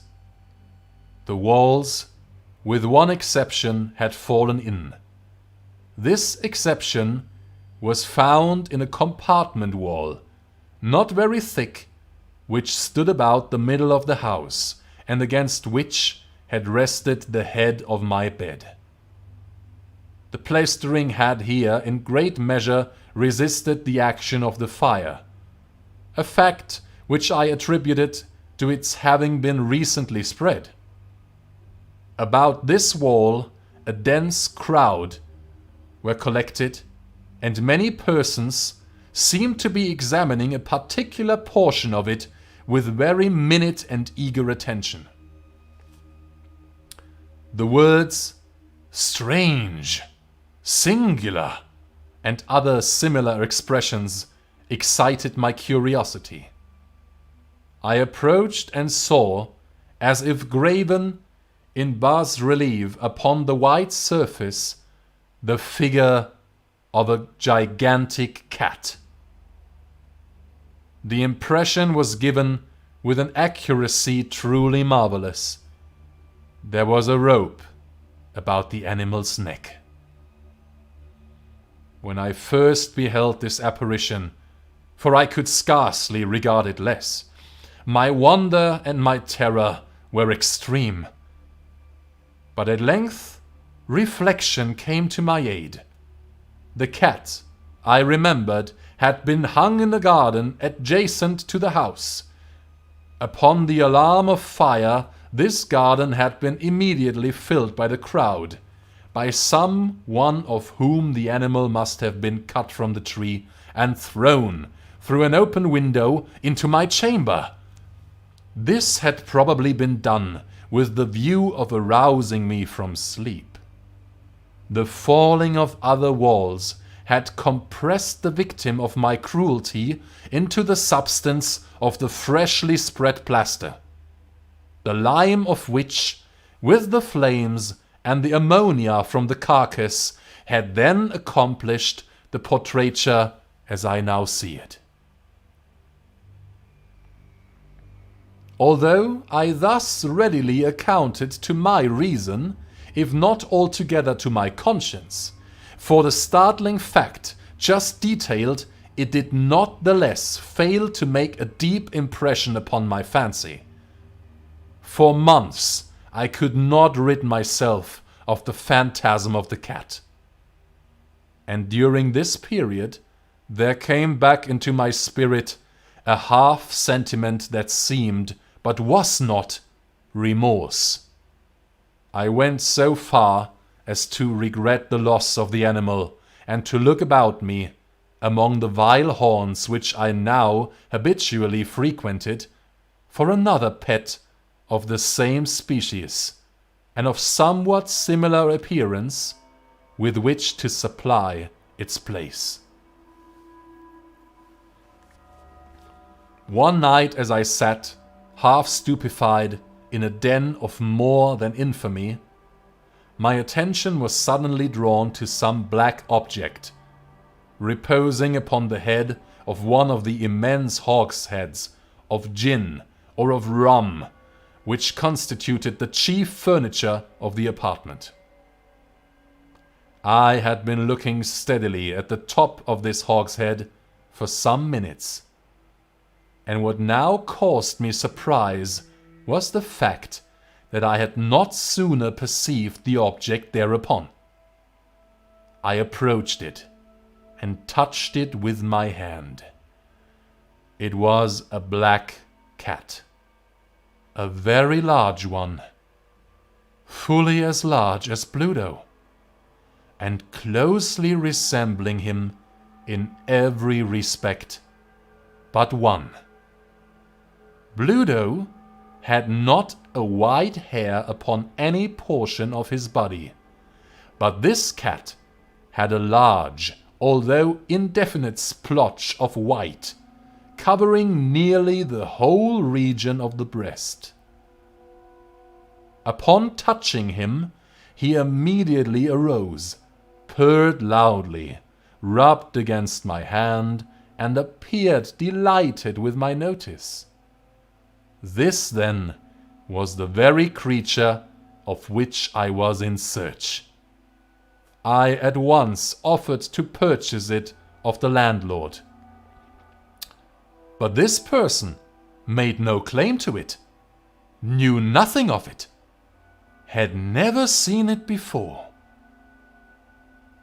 I continued my caress, and when I prepared to go home, the animal evinced a disposition to accompany me. I permitted it to do so, occasionally stooping and patting it as I proceeded. When it reached the house, it domesticated itself at once, and became immediately a great favorite with my wife. For my own part, I soon found a dislike to it arising within me. This was just the reverse of what I had anticipated, but I know not how or why it was. Its evident fondness for myself rather disgusted and annoyed me. By slow degrees, these feelings of disgust and annoyance rose into the bitterness of hatred. I avoided the creature. A certain sense of shame and the remembrance of my former deed of cruelty preventing me from physically abusing it. I did not, for some weeks, strike or otherwise violently ill-use it. But gradually, very gradually, I came to look upon it with unutterable loathing, and to flee silently from its odious presence, as from the breath of a pestilence. What added, no doubt, to my hatred of the beast was the discovery on the morning after I brought it home that, like Bluto, it had also been deprived of one of its eyes. This circumstance, however, only endeared it to my wife, who, as I have already said, possessed in a high degree that humanity of feeling which had once been my distinguishing trait, and the source of many of my simplest and purest pleasures. With my aversion to this cat, however, its partiality for myself seemed to increase. It followed my footsteps with a pertinacity which it would be difficult to make the reader comprehend. Whenever I sat, it would crouch beneath my chair or spring upon my knees, covering me with its loathsome caresses. If I arose to walk, it would get between my feet and thus nearly throw me down, or, fastening its long and sharp claws in my dress, clamber in this manner to my breast.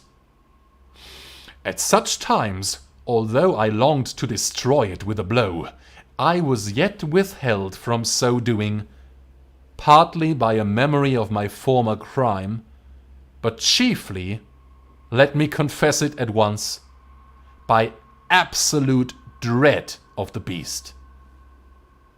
This dread was not exactly a dread of physical evil, and yet I should be at a loss how otherwise to define it. I am almost ashamed to own, yes, even in this felon's cell, I am almost ashamed to own that the terror and horror with which the animal inspired me had been heightened by one of the merest chimeras it would be possible to conceive. My wife had called my attention more than once to the character of the mark of white hair of which I have spoken, and which constituted, I don't know what is correct, the sole visible difference between the strange beast and the one I had destroyed. The reader will remember that this mark, although large, had been originally very indefinite. But by slow degrees nearly imperceptible, and which for a long time my reason struggled to reject as fanciful, it had at length assumed a rigorous distinctness of outline. It was now the representation of an object that I shudder to name. And for this, above all, I loathed and dreaded, and would have rid myself of the monster had I dared. It was now, I say, the image of a hideous, of a ghastly thing, of the gallows. O mournful and terrible engine of horror and of crime, of agony and of death! And now was I indeed wretched beyond the wretchedness of mere humanity. And the brute beast, whose fellow I had contemptuously destroyed, a brute beast to work out for me, a man fashioned in the image of the high God, so much of insufferable woe. Alas, neither by day nor by night knew I the blessing of rest any more. During the former, the creature left me no moment alone, and in the latter I started hourly from dreams of unutterable fear to find the hot breath of the thing upon my face, and its vast weight, an incarnate nightmare that I had no power to shake off, incumbent internally upon my heart. Beneath the pressure of torments such as these, the feeble remnant of the good within me succumbed. Evil thoughts became my sole intimates, the darkest and most evil of thoughts. The moodiness of my usual temper increased to hatred of all things and of all mankind. While from the sudden, frequent and ungovernable outbursts of a fury to which I now blindly abandoned myself, my uncomplaining wife, alas, was the most usual and the most patient of sufferers. One day she accompanied me, upon some household errand, into the cellar of the old building which our poverty compelled us to inhabit. The cat followed me down the steep stairs, and nearly throwing me headlong exasperated me to madness. Uplifting an axe, and forgetting in my wrath the childish dread which had hitherto stayed my hand, I aimed a blow at the animal, which of course would have proved instantly fatal had it descended as I wished. But this blow was arrested by the hand of my wife. Goaded by the interference into a rage more than demoniacal, I withdrew my arm from her grasp and buried the axe in her brain. She fell dead upon the spot without a groan. This hideous murder accomplished, I set myself forthwith, and with entire deliberation, to the task of concealing the body. I knew that I could not remove it from the house, either by day or by night, without the risk of being observed by the neighbors. Many projects entered my mind. At one period I thought of cutting the corpse into minute fragments and destroying them by fire. At another, I resolved to dig a grave for it in the floor of the cellar.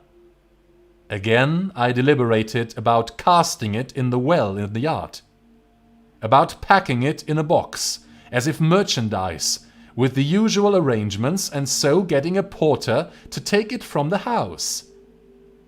Finally, I hit upon what I considered a far better expedient than either of these.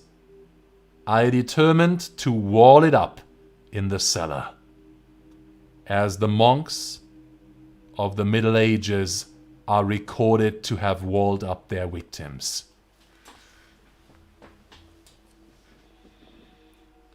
For a purpose such as this, the cellar was well adapted. Its walls were loosely constructed and had lately been plastered throughout with a rough plaster, which the dampness of the atmosphere had prevented from hardening. Moreover, in one of the walls was a projection, caused by a false chimney or fireplace that had been filled up and made to resemble the rest of the cellar. I made no doubt that I could readily displace the bricks at this point, insert the corpse, and wall the whole up as before, so that no eye could detect anything suspicious. And in this calculation I was not deceived.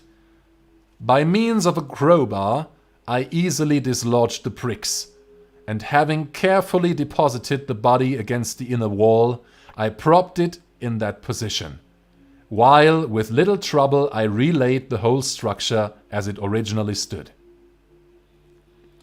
Having procured mortar, sand, and hair with every possible precaution, I prepared a plaster which could not be distinguished from the old, and with this I very carefully went over the new brickwork. When I had finished, I felt satisfied that all was right. The wall did not present the slightest appearance of having been disturbed.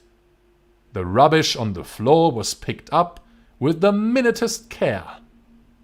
I looked around triumphantly and said to myself, "Here at least, then, my labor has not been in vain." My next step was to look for the beast which had been the cause of so much wretchedness, for I had at length firmly resolved to put it to death. Had I been able to meet with it at the moment, there could have been no doubt of its fate. But it appeared that the crafty animal had been alarmed at the violence of my previous anger and forbore to present itself in my present mood. It is impossible to describe or to imagine the deep, the blissful sense of relief which the absence of the detested creature occasioned in my bosom. It did not make its appearance during the night, and thus, for one night, at least, since its introduction into the house, I soundly and tranquilly slept. I slept even with the burden of murder upon my soul. The second and the third day passed, and still my tormentor came not. Once again I breathed as a free man. The monster, in terror, had fled the premises forever. I should behold it no more. My happiness was supreme. The guilt of my dark deed disturbed me but little. Some few inquiries had been made, but these had been readily answered. Even a search had been instituted, but of course nothing was to be discovered. I looked upon my future felicity as secured. Upon the fourth day of the assassination, a party of the police came, very unexpectedly, into the house, and proceeded again to make rigorous investigation of the premises. Secure, however, in the inscrutability of my place of concealment, I felt no embarrassment whatever. The officers bade me accompany them in their search. They left no nook or corner unexplored. At length, for the third or fourth time, they descended into the cellar. I quivered not in a muscle. My heart beat calmly as that of one who slumbers in innocence. I walked the cellar from end to end. I folded my arms upon my bosom and roamed easily to and fro. The police were thoroughly satisfied and prepared to depart. The glee at my heart was too strong to be restrained. I burned to say, if but one word, by way of triumph, and to render doubly sure their assurance of my guiltlessness. "Gentlemen," I said at last, as the party ascended the steps, "I delight to have allayed your suspicions. I wish you all health and a little more courtesy. By the by, gentlemen, this is a very well-constructed house." In the rabid desire to say something easily, I scarcely knew what I uttered at all. I may say an excellently well-constructed house. These walls, are you going, gentlemen? These walls are solidly put together.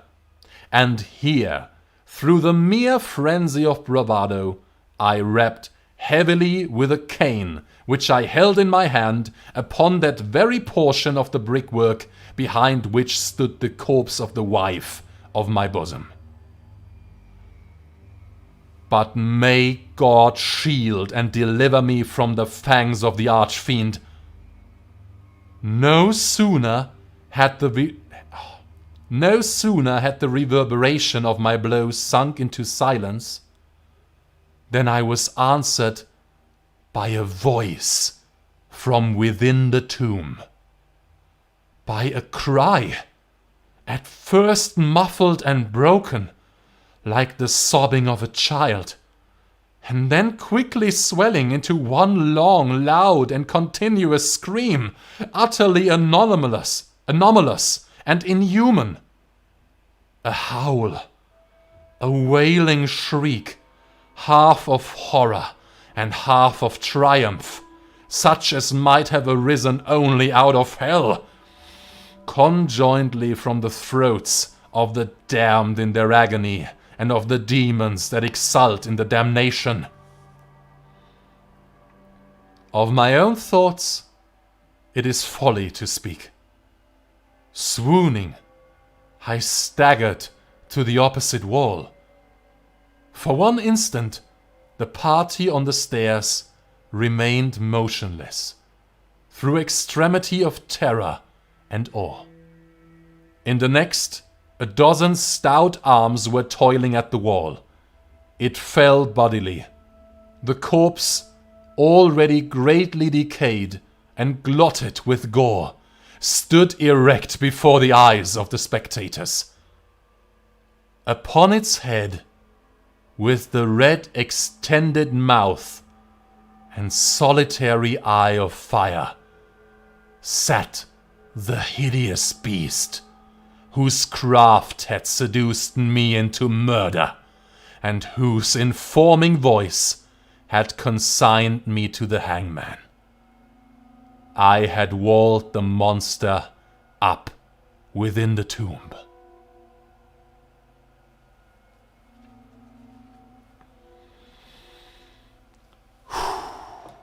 All right, there we go. The Black Cat.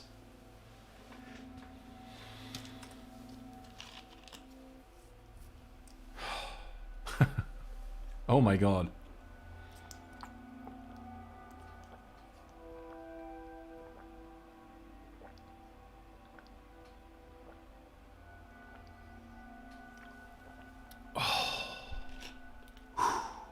Time to breathe. Time to breathe again. Quite similar to the Telltale Heart, actually. But of course, then again, totally different. And it has a totally different feel to it. Oh yes, he was something else. Believe me, I'm used to terrors, but yes, it is actually something else to read it your own. To really put yourself into the place of that person narrating the story. My heart is definitely gonna burst out of my chest. Wow. Yes, kind of paranoid and rightly so, definitely. Whew. Well, that was amazing.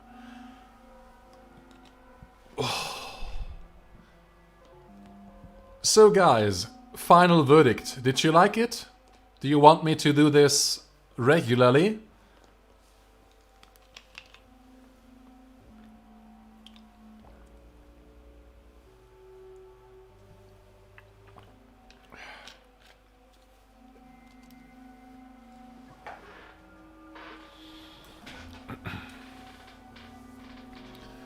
Deborah liked it a lot. That's good. Thank you, Deborah. I gave it my all, and I did my very best for you guys. My voice is strained, but it was worth it, I think. I really wanted to get across the feeling of the narration of the story. And I hope Mr. Poe would have liked it. Very entertaining. Thank you, Hannah. Thank you. What about the others? Are you well? Is everything all right? Are you frightened? Are you all safe and secure? Safe and sound in the comfort of your homes? Did you check the floorboards already? Did you check the walls? Did you knock on the walls? I think if you read too many of these stories, it can really make you paranoid as well.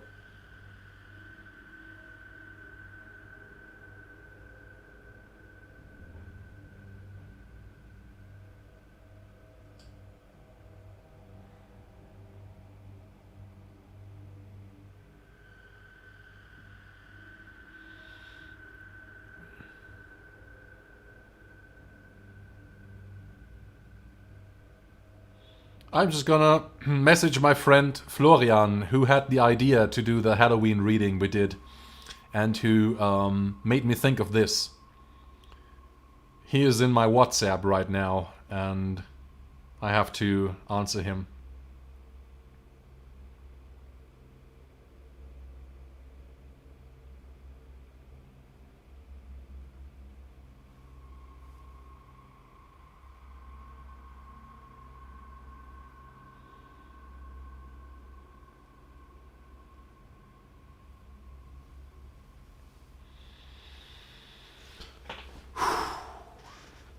Oh my god. Ah, you got a black and white cat, Hannah? Oh my god. Are you serious right now? Can you sleep tonight? Will you be able to sleep? Just imagine you wake up and you get that sensation that was described in the short story, like it breathing into your face, and you feel the pressure of it on your chest and on your heart. Oh my god! Please don't kill it. Don't hang it from the tree in your garden if you have some trees there. I don't know. Please don't do it. I'm sure your cat is absolutely safe.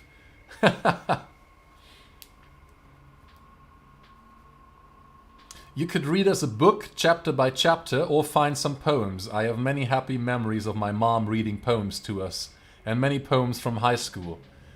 Yeah, that would be awesome. Yes, I might do that. I enjoy reading chapter by chapter, and if I can settle on a topic, I will definitely do that. And it doesn't always have to be spooky stories, but I really enjoy telling spooky stories, as you can see. You have many trees. Do you have many cats? Then you can all hang them from the trees and have like I don't know the German word for it. Like this thing where you have all these little balls and they swing all of the time. You know what I mean?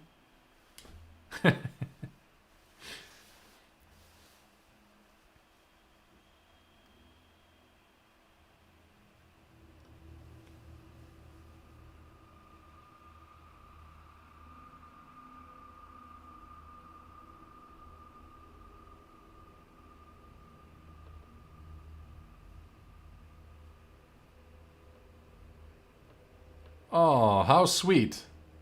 Florian, I'm on Florian's TV right now, and he says that he finished work an hour earlier to be able to watch this. So that's amazing. Thank you.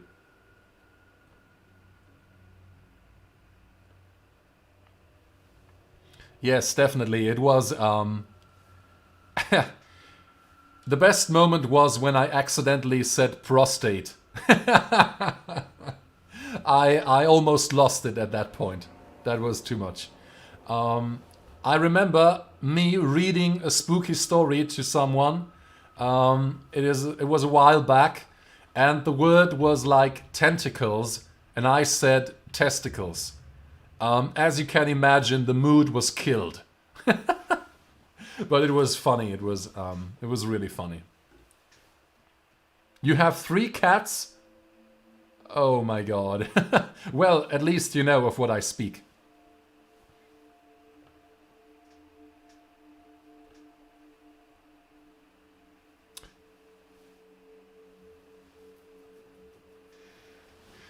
Alright people, I think if you don't have anything more to say, these are my final closing words. I want to thank you very much to the people who have been here. Oh, thank you for your time, Deborah. Thank you for your time. It was a wonderful time going to get moving on my cookie baking. That's always a good idea. I hope to see you soon. I hope to see you soon too, Deborah. Oh my god, I just spat my potato salad out. Yeah, because of the testicles, right? Because of my testicles. And Alright, let's end this now before this gets, yeah, I don't know. Thank you all for watching.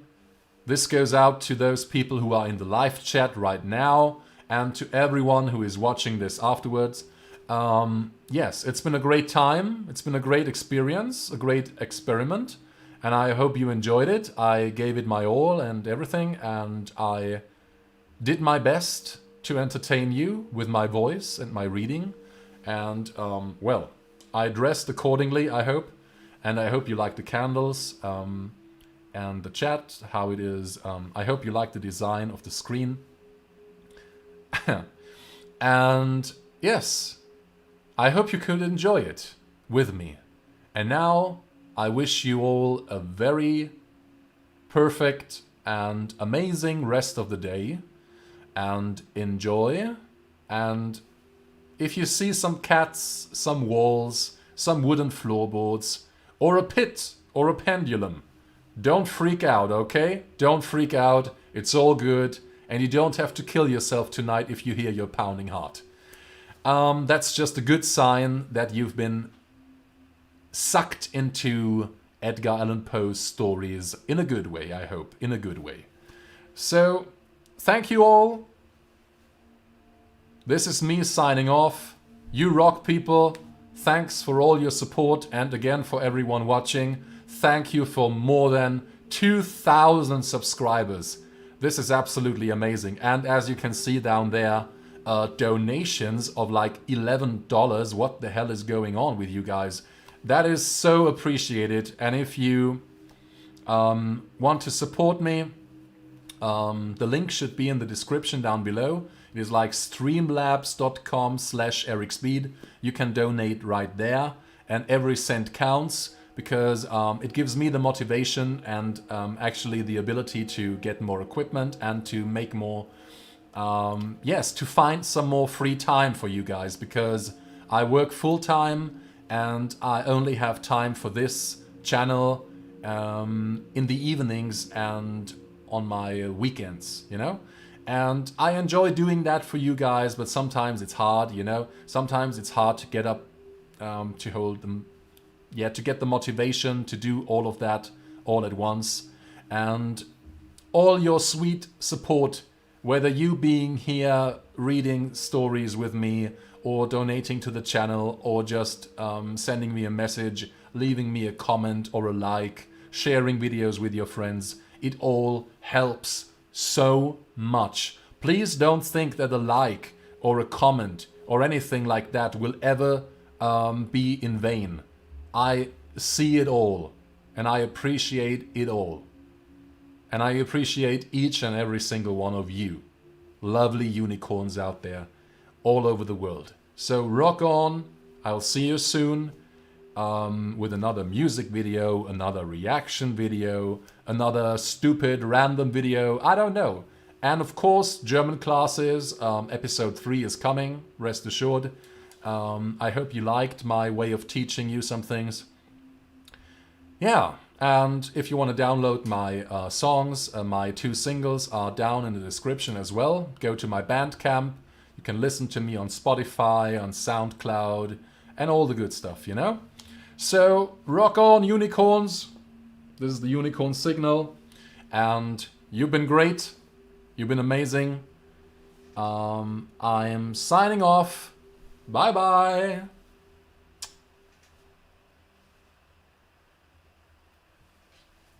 Thank you all for watching. This is the ending screen. It is beautiful. It has a castle and the tower and the tree from which hangs no cat. I don't know. Beautiful mountains, green mountains, and the sun that is descending, descending as the pendulum. Bye-bye. Oh yes, hit the follow button and turn on notifications to see when I go live. It should be the little bell next to the subscription button. And then you get all the latest notifications to all my videos and activities on youtube.com/ericsbead.